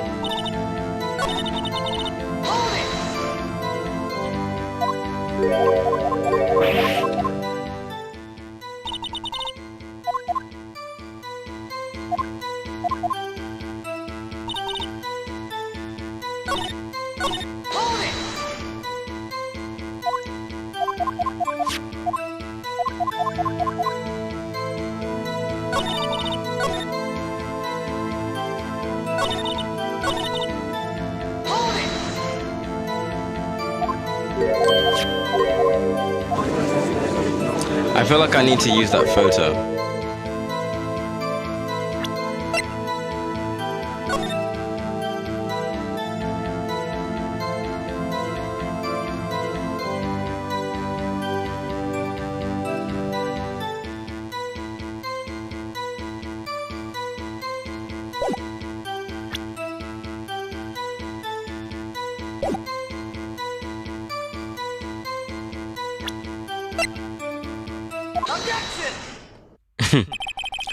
And you witnessed this? You saw Miss Guy stab the victim of the crime?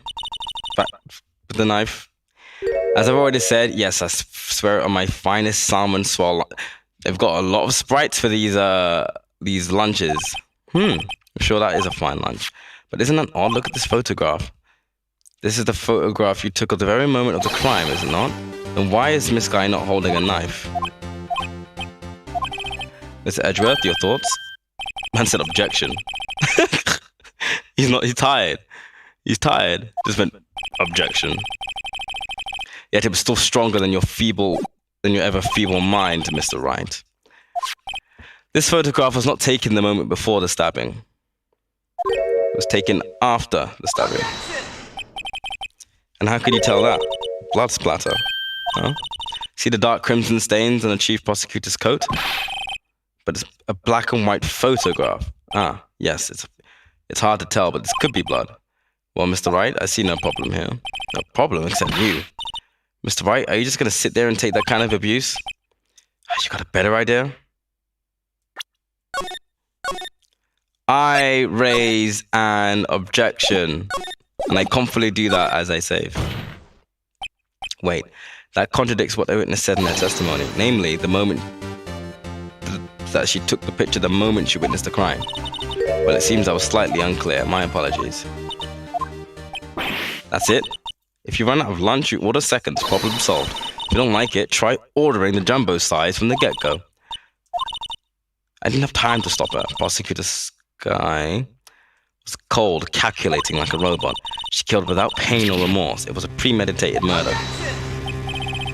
Premeditated? How do you know? Look at the chief prosecutor's hands in that photograph. Well, are those gloves? Surgical gloves made of thin rubber, most likely. Why would you have those on? If it was not premeditated, she would not be wearing those gloves.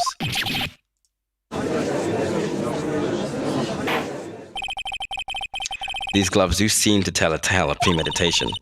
Premeditated murder, a serious event. Witness, add this to your testimony.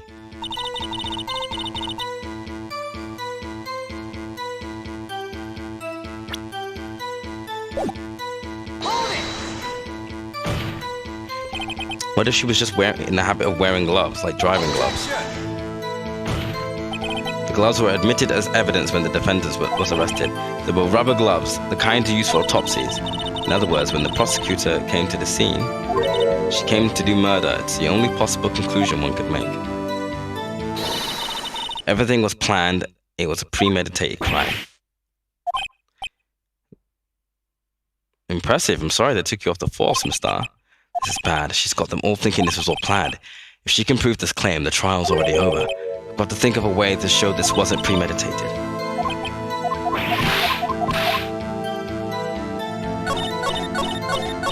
Ah, shite. Come on. 2, 3, 4. Right.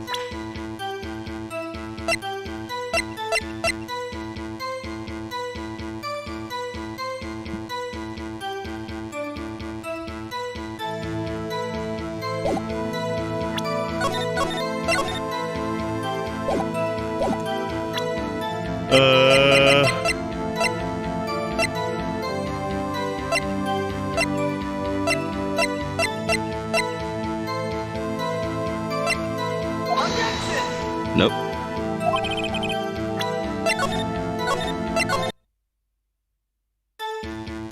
Ash.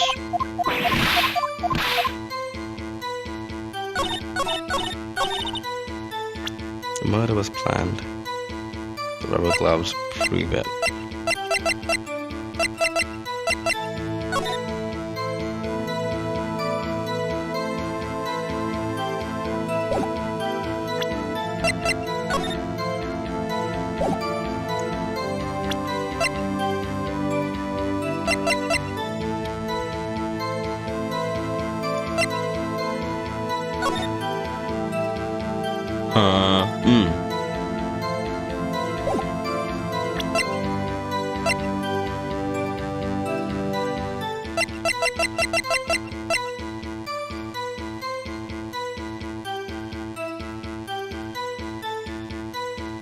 I don't know.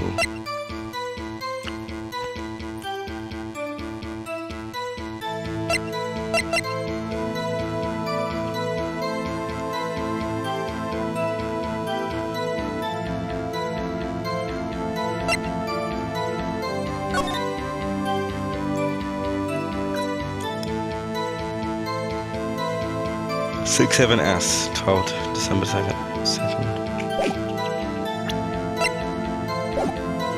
The murder was planned, the rubber gloves prove it.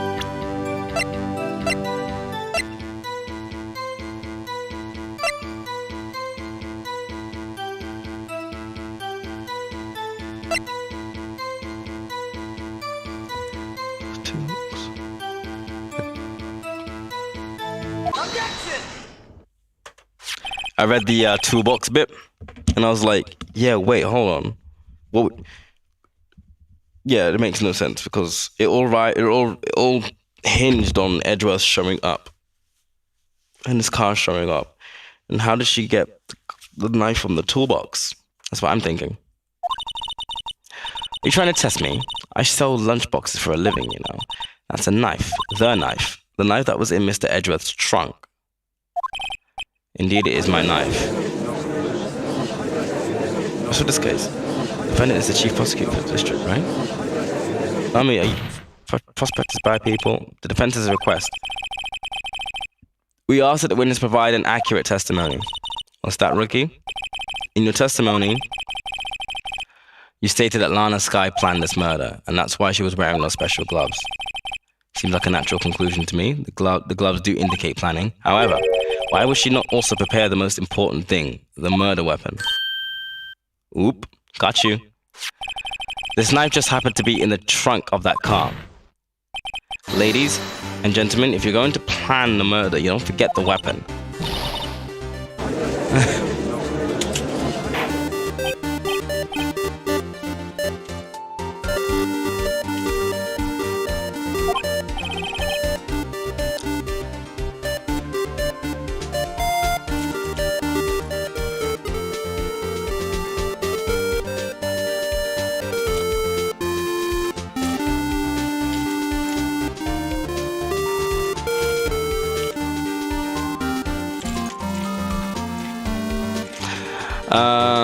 Great, now the tide is turning in our favor. Great show, Mr. Wright. My sister is good as free.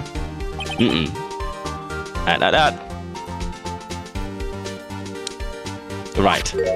I believe the next lunch you'll be eating is humble pie. Yeah? I hope you weren't deluding yourself into thinking the tide has turned. Not over such a trifling detail. But this shoots a hole in the whole premeditated theory. The prosecution could care less if it was premeditated or not. The only one who seems to care is that lunch lady over there. The defendant, Lana Skye, murdered a detective with a knife. That's the bottom line, basically. That is the only thing the prosecution need to prove, nothing else. Very good, Mr. Prosecutor. I suppose you think you're clever now. But you know as well as I do that she planned on killing him. It was planned. If it wasn't, why would she not be wearing what? Witness, please tell us only what you saw and not what you thought. How dare you? Oh, she's not cooperating. My powers of deduction are not to be underestimated. Really now?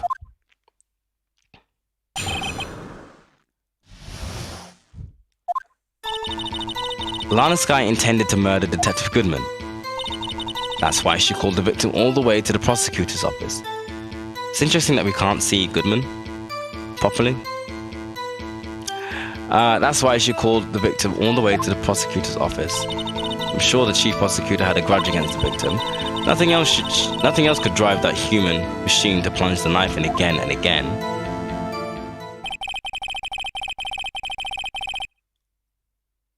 The victim was summoned from the Does sound like premeditation. So if I order a pizza, does that mean I'm planning to kill the delivery boy? There you go. In any case, the defense may now cross-examine the witness. Do I need to do any pressing here? Because I already see the problem. Da-da-da.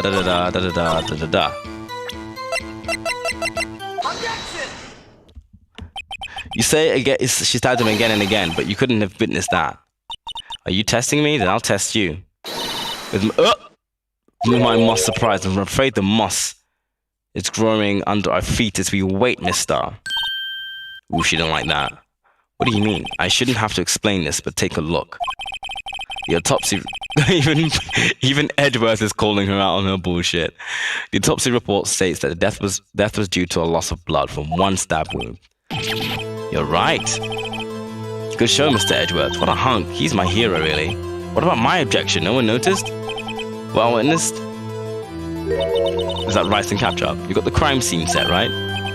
Thanks. I always believed that no one could ever mistake ketchup for blood, but now I realize that such mistakes are possible. So, you're saying you mistook something for blood? When she lifted her knife, I thought I saw blood at her breast. Splattered blood from the victim. That's why I thought she must have stabbed him at least twice. But then she's gonna say that she stabbed herself in the hand? Oh, jeez.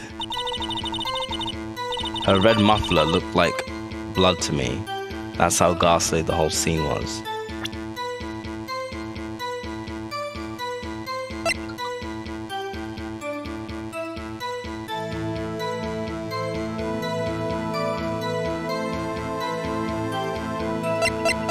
Well, I don't even know who it was.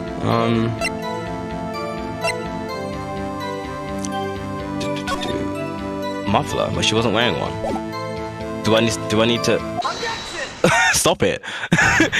You're a terrible liar. Literally, you're a terrible liar. The witness is clearly not suited for detective work. Oh, we're both fucking calling her out on her bullshit. The suspect.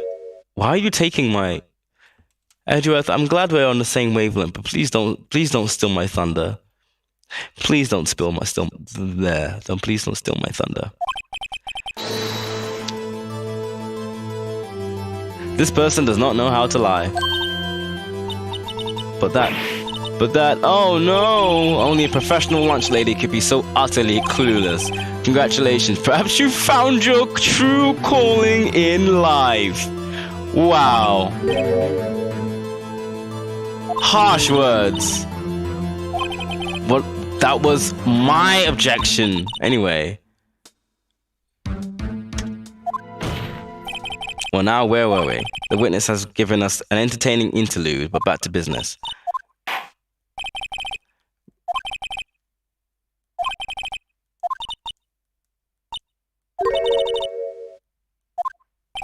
Ultimately, we couldn't shake the most important part of her testimony. The most important part? The part where your sister stabs the victim. This next testimony might just be the moment of truth. Oh no, if her next lie is going to be as easy... After the murder, the suspect behind... Wait, oh, stop. After the murder, the suspect attempted to run behind a partition off to her side. I quickly caught her, explained her rights to her, and arrested her on the spot. Ah yes, when I arrested her, she mentioned the muffler. That's why it confused me in my earlier testimony. The chief prosecutor made to escape, but against...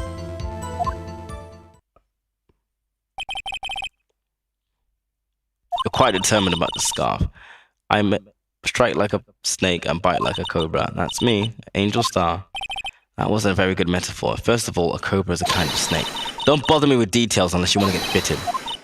Note to self, Mr. Wright is weak against poisonous snake bites. Just like what's her face in that Jumanji film. Wild drum.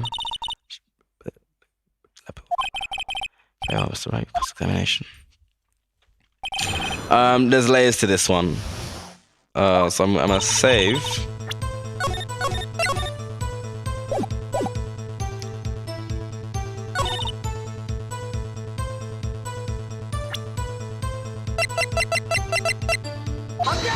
No, not there.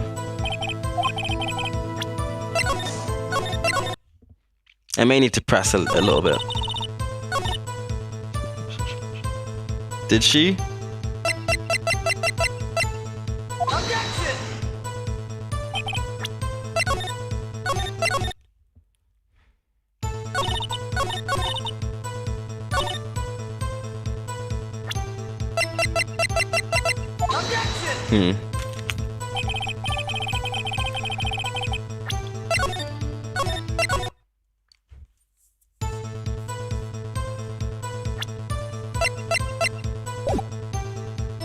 Alright. So where is this partition on the floor plans? I'm sure she means this wall next to the car. That's right. There was a wall there about 6 feet high. She obviously was trying to hide herself. Quite a natural thing for a criminal to do. And what did you do then? Explained her rights and arrested her on the spot. You say quickly, were you close to the suspect? As I just said, I was only 30 feet away from her the whole time. Yes, because you were behind the gate. Lankara was there. She was visitor, thus she was parked in the B block. So you witnessed the crime from about here? That would make it about 30 feet from the car then. Is that correct?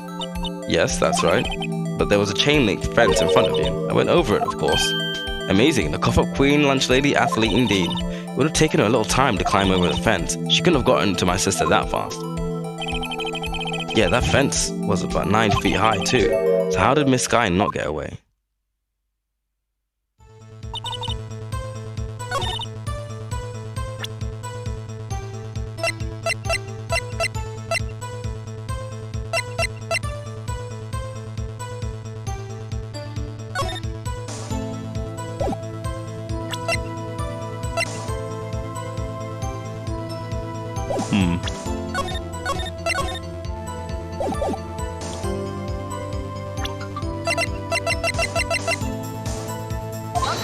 Nope, not that one.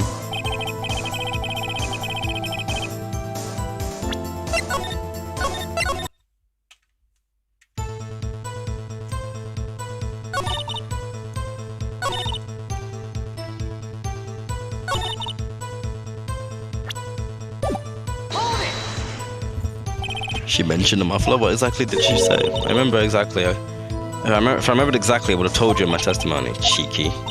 Anyway, all I heard her say was the word muffler. Just that one word. So, what you heard wasn't the suspect talking to you, but to someone else? Yes. Okay, there we go. She was talking on her phone. Her phone? She can't mean... By phone, you mean this is phone discovered at the crime scene? Yes, ultimately. Ultimately. My memory... is like a salmon heading upstream, you see. No, the court does not see. The chief prosecutor first attempted to use the phone hanging on the wall, but it doesn't work. Apparently it was out of order, so she used her cell phone. Indeed, the emergency phone was out of order that day.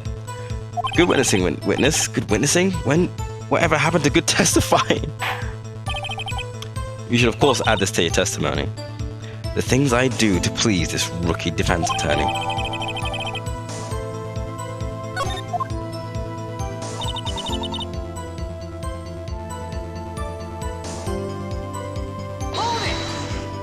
Wait, no. No.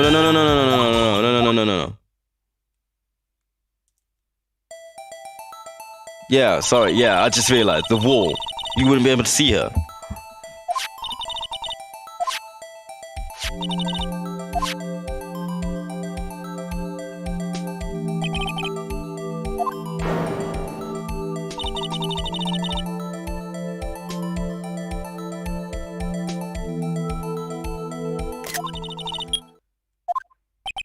And you saw her doing this? What is it, Mr. Wright? Well, yeah, you couldn't have. God, she's a terrible liar.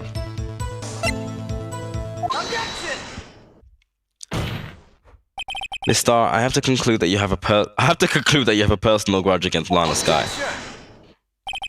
The witness is a former detective. Her testimony is unmarred by personal bias. Well, who would have thought you would be my knight in shining armor, prosecutor? You, who together with the chief prosecutor kicked me out 2 years ago. Well, Miss Star, this is a fatal contradiction with your testimony. How do you explain this?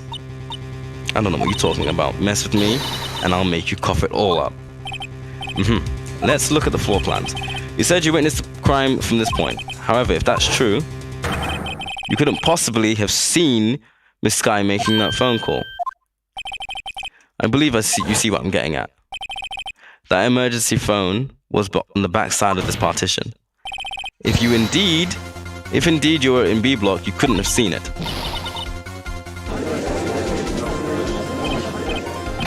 What is the meaning of this? It's simple, Your Honor. She's not coughing up lunch, she's coughing up lies!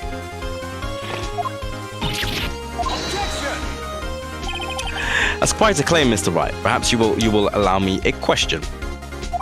Tell us exactly what lie this witness has told the court. Oh, it's a big old fat lie. She's lied about where she saw it. Mrs. Sky tried to use the emergency phone, but it was out of order. What is significant about this fact? Nothing. Therefore, it would be pointless for Miss Star to lie about it. Pointless to lie, I see. But say the witness did actually see Miss Sky using the emergency phone. It would mean Miss Star witnessed the crime from a different location. A different location? Now that's a pointless lie if I ever heard one. Before you call my lie pointless, just let me tell it. I like that. Before you call it lie pointless, at least let me tell it. Let me ask the question to our clever wordsmith, Mr. Wright. Just where was the witness when she saw the crime? I could think of something. I could think of a few places. All the testimony we've heard until now point to one direction. The place from where Mrs. Star witnessed this crime was...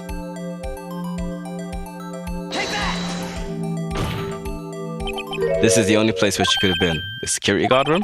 Indeed, the security guard room in the underground parking lot was well positioned. It is built on the second floor so you can see the entire lot. She would have been able to see the emergency phone from there. But why there? There are many other places where she could have seen the phone. Not in this case, Your Honor. The witness, not being part of the prosecutor's office, couldn't park on the A block.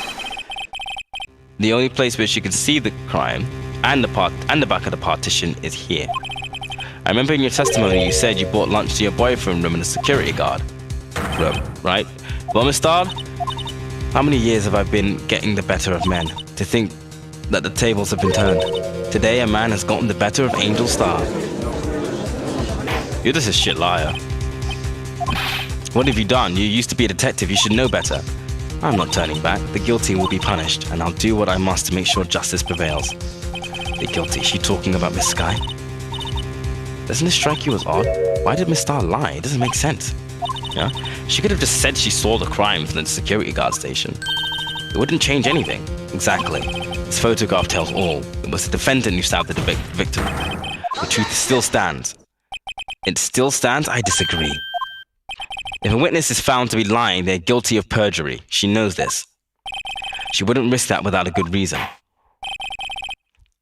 So tell us what her reason was, Miss Wright. Say what? Who else? Mr. Wright, let's review what we know. Alright. So Miss Star witnessed the crime from there, but she lied and said she saw it from there. It must make a vital difference, but what will change?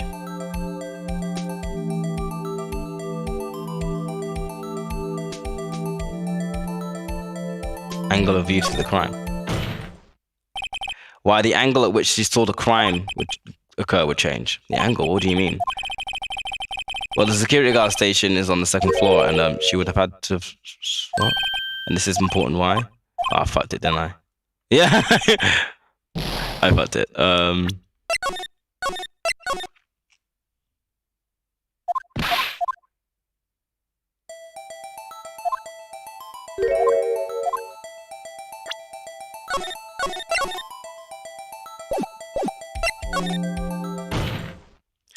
It changes the distance between her and the scene of the crime.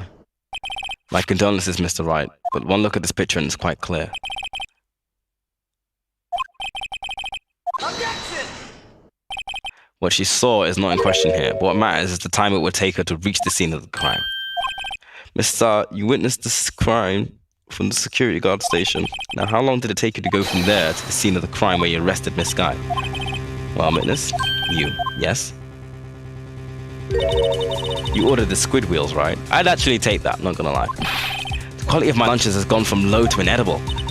I was bringing a peanut butter and jelly sandwich with fresh boysenberry jam to my boyfriend. Boysenberry for the boyfriend. He wasn't in the station, so I waited. I witnessed the crime from the glass wall station. Yeet, yeet. And before I knew what I was doing, I found myself running towards the scene. But the door was locked. I couldn't open it.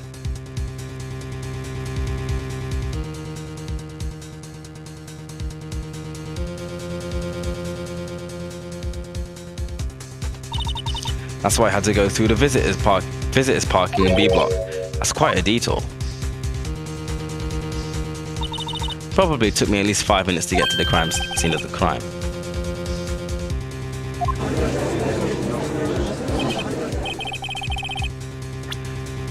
It does. It gives us a window.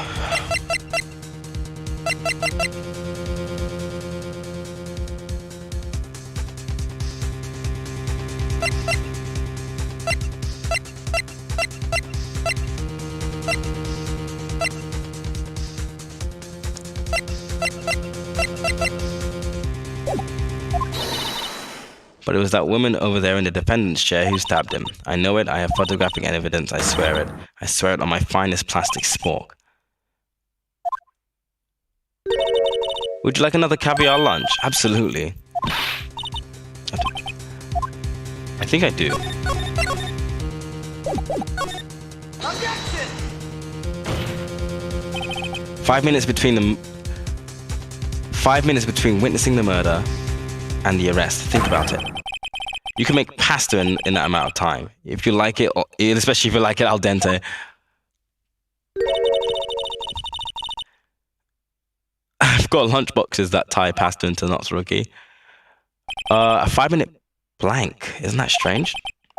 Strange. If you're a criminal, what would you do with your 5 minutes, Your Honor? Well, I guess I'd flee the scene. Hey, don't get in the wrong idea. I didn't kill anyone. But you have the instincts of a killer. You would run. But this time was different. Miss Sky dawdled at the scene of the crime. She even had her picture taken. No criminal would act this way. It's inconceivable.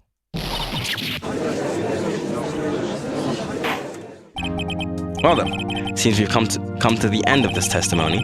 The witness has a grudge. I was going to say crush, lol, against the defendant, and a blank in her testimony. Mr. Edgeworth is the next witness ready to go. Unfortunately, I appear to have overestimated this witness as a witness. I appear to have overestimated this witness on account of her professional history. We screwed that can shut. I'm afraid that the cough-up queen has been dethroned, and with that, court is adjourned.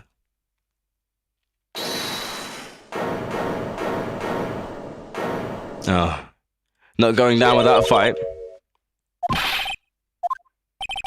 I prefer to not take the defense team's leftovers. Anything else to say? I might be able to save you. I have decisive evidence. Is this another one of her trick lunchboxes? My apologies, but we have no further questions to ask of you, Miss Dunn. Ah. Is this your jumbo lunchbox?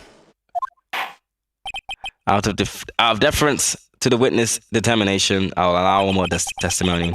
Let's hear about this decisive evidence.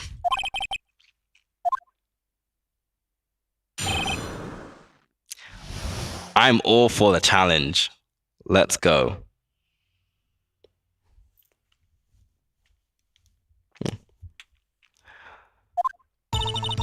I should have mentioned those 5 minutes when I wasn't looking at the crime scene.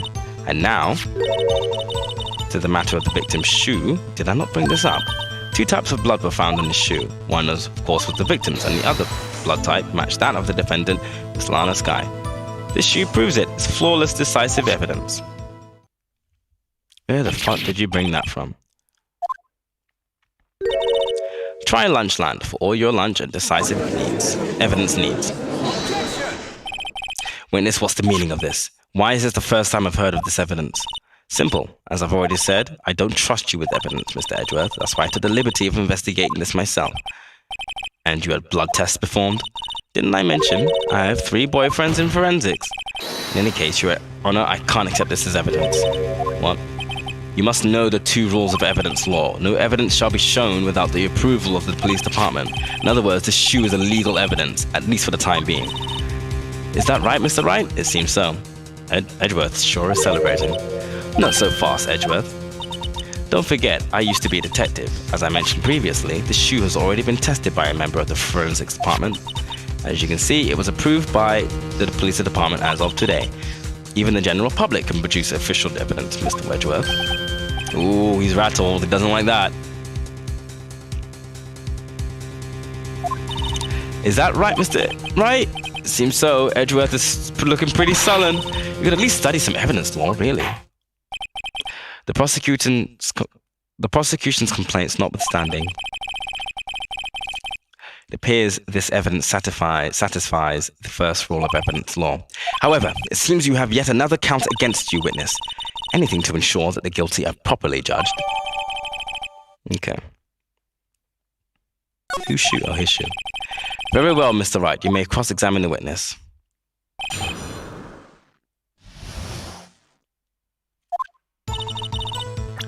Okay.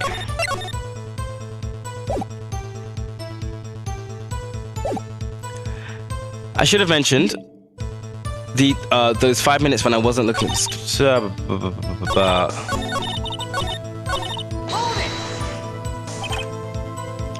words to the forensics department. Yeah, if you're going to submit something to evidence, you need it approved. To do that, evidence must be analysed by a forensics expert, and she got away with her little coup because she used to be a detective. She does appear to have bloodstains on it. Well, man was stabbed after all. And that blood belonged to the victim, Detective Goodman. As I said, there were 2 types of blood. Okay.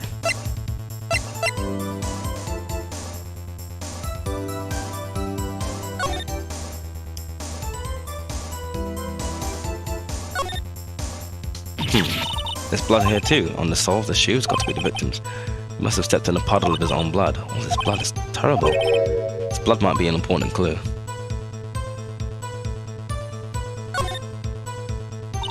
This blood, it's my sister's, right? It appears so. Well, his right hand was bandaged when I saw her in jail. She must have cut herself at the scene of the crime.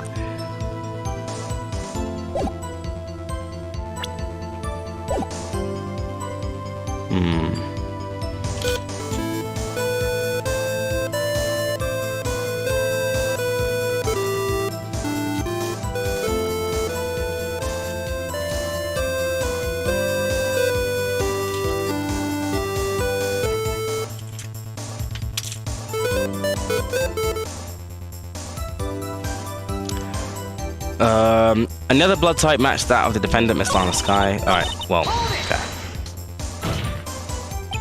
You can't say for sure that the blood belonged to the defendant with a blood test. You claim to know something about blood tests, rookie? Huh? Well, speak up. Huh? Well, blood comes in 4 types, ABO and AB. However, you can't tell from a blood test whether a murder was committed in cold blood. That's just a figure of speech, Mr. Wright. Actually, we can differentiate between millions of types with all the blood tests out there, which means that we can more or less narrow any sample blood down to just one person. Also, right here. That's pretty specific. If I had a little more time, I would have gotten DNA test results, but they said there's very little doubt it could be anyone but Miss Lana Skies. So the suspect's blood was found in the victim's shoe. That ties it directly to the death of Goodman.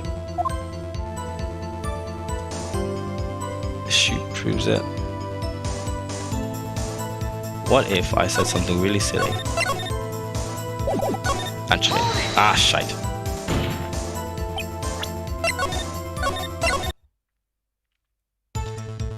What if I did this? I can't let this evidence go through without a fight. What is that? Peppered fish guts. Some like it hot, Mr. Wright. Some like your client. She's in enough hot water to make a whole vat of soup. Mr. Wright, do you not have a problem with the shoe? A problem? This is critical. Is there a problem with the shoe? There's a problem. I'm not imagining things. I'd say there's one critical problem with this evidence.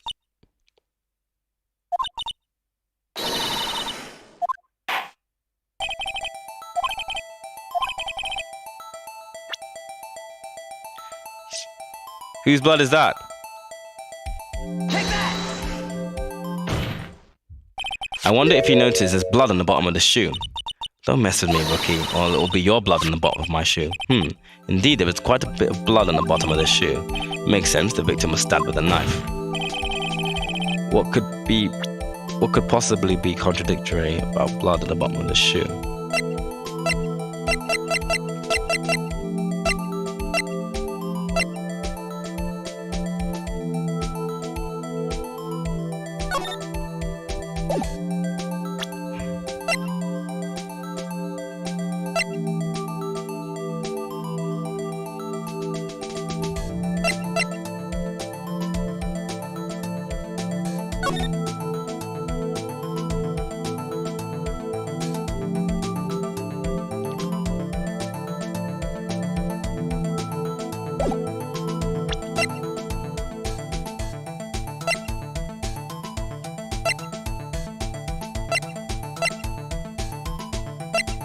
I don't know, actually. There's no blood on the floor. Take that!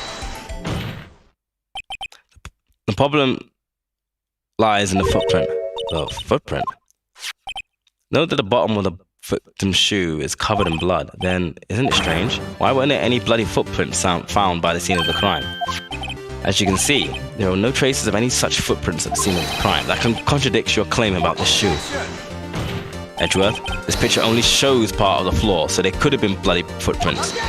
We've been there aren't any. Then where are they, Mr. Edgeworth? Because we checked the scene and we found nothing of the sort.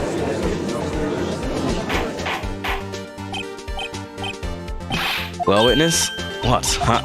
Great going, Mr. Wright, but it's true that the lack of a footprint is a contradiction, but then we have to ask why there wasn't a footprint. Oh, that's true. There has to be a reason why there wasn't a footprint. They're gonna ask me. It all comes down to me. Think, Mr. Wright, think. Hey, I don't know why it's not there. I'm just good at finding contradictions. I see. Now I get it. Get what? Our witness is more devious than I gave her credit for. We were hoodwinked to the very end. To the very end. But she slipped. There was one vital hint to the truth in her testimony. What are you talking about? Think back to when she told us about apprehending the suspect. The chief prosecutor tried to resist, but her efforts were in vain. She knocked my hands aside and kicked over an oil drum. Oh, she's a Oh yeah, she did say that. She's a beautiful but deadly predator, this one, a leopard woman. Rawr. I thought that wasn't a strange thing for the normally cool-headed thing to do. No kidding. Now, witness, allow me to ask you a very simple question. This oil drum, was it empty? Oh, that? I'm not sure I like your attitude, Mr. Edgeworth.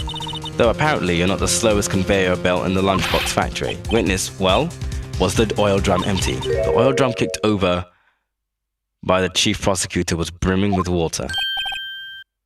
What does that mean? Still don't get it, Mr. Wright? Do you want to know the reason she knocked over, the real reason? You don't mean, yes, the suspect knocked over the oil drum for one reason alone. To erase the bloodstains that would become evidence against her. I don't know, man. I mean, you're not wrong, but I don't know, man. That ties things up quite nicely. The bloodstains left on the victim's shoes tie her quite clearly to this murder. Then, after the deed was done, she knocked over the oil drum to erase the telltale signs. Why, that's a prosecutor's specialty, erasing evidence. That reminds me. Her hand was hurt. Didn't she say she cut herself when she stabbed him? So that's when my sister got blood on the shoe. Well, I see no reason to prolong this trial. What can I do? Your sister has confessed to the crime and she tried to conceal it, but... Enough. There is no need for further debate. The verdict, Your Honor. Very well. But Angel Star was on the prosecution's side.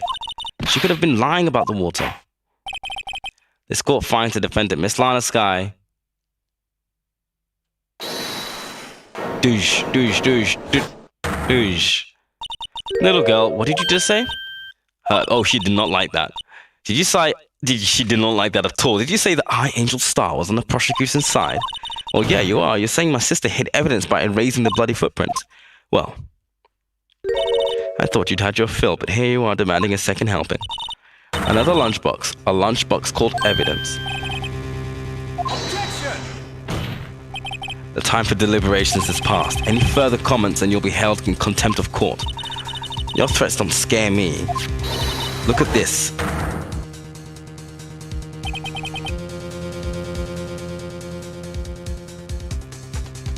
Where did this photo come from?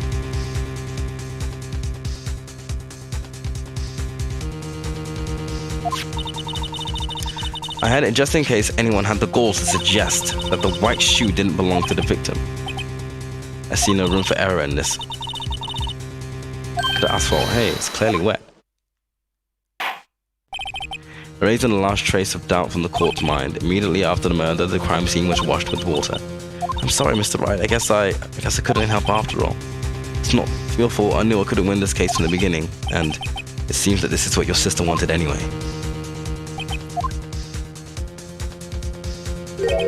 I'm sorry, Mia.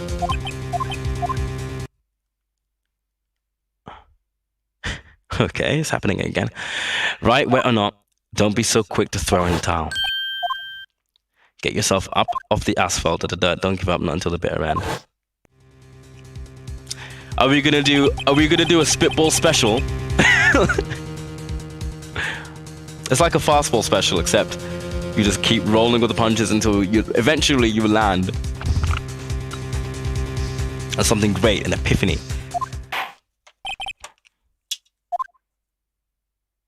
Objection! Your Honor, wait. What is it with you people? Can't I hand out my verdicts in peace anymore? Whatever it is, can it wait? No, it can't. Then it will be too late. Look at this photograph, the last one submitted. This trial isn't over until we give each piece of evidence proper consideration. So, right. Are you saying there's a problem with this latest piece of evidence? Yes. He's like, yeah, I'll think later. We're gonna do a spitball special. Yeah, there's a problem. Right or wrong, I've got to go ahead with this. I suppose since we've come this far, we should give every claim a fair shake. Very well, Mr. Wright. Show the problem. What is the problem? Where's his other foot?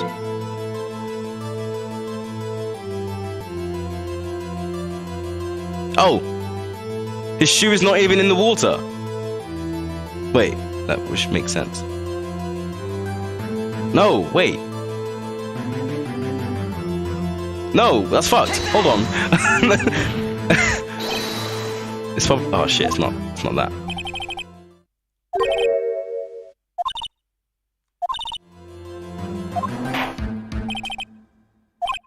Okay.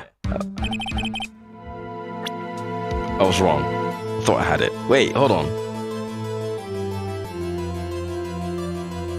It washed all those things away.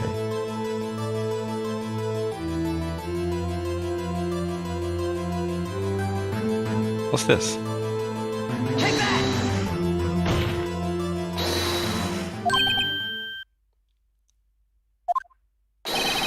There's something poking out of the car's muffler. Ah. You just said muffler. However, I see no trace of a muffler or a scarf in any kind of photo. It's also part of a car or motorcycle. Just think of it as part of the exhaust system, a pipe. I see. What's that suspicious looking cloth sticking out of the car's muffler? So what is this something sticking out of the muffler? What does that have to do with this case? Nothing. Absolutely nothing. Sorry, Miss Dar, but it's not going to be that easy. In fact, you've already told us why this is important to this case. You said as much as in your testimony.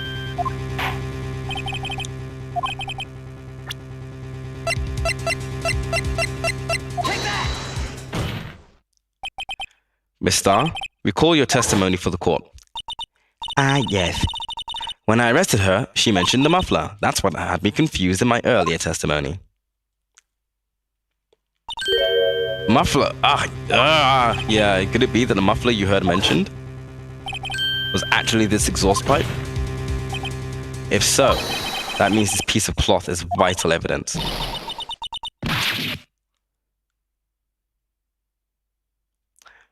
And we just managed to prolong the trial.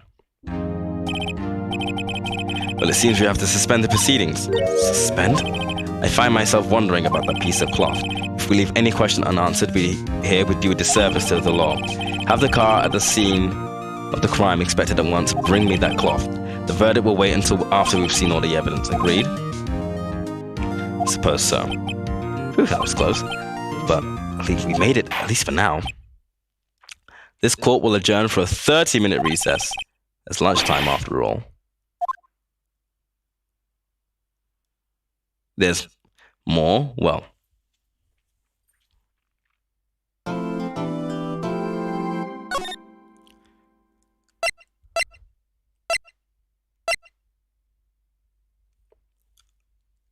Oh, that took a solid hour.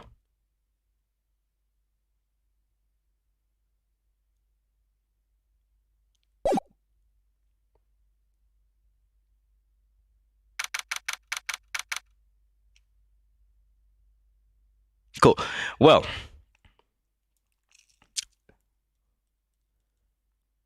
I'm actually going to end the stream early, because I didn't realize actually how tired I was.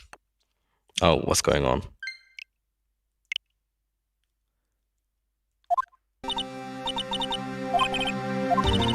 No, stop. Here we go. Yeah, I didn't realize how tired I was. I don't know why I'm so tired. And I think I just need to take a nap, honestly. Like, yeah, is that right? Cool. So either we'll be continuing with this later or tomorrow. So, extending. I can tell this case because I can tell I've not even scratched the surface of this case, because even the case structure is like weird. So I am going to continue with this at another time. Probably, actually, don't think I can do tomorrow, actually. Depends.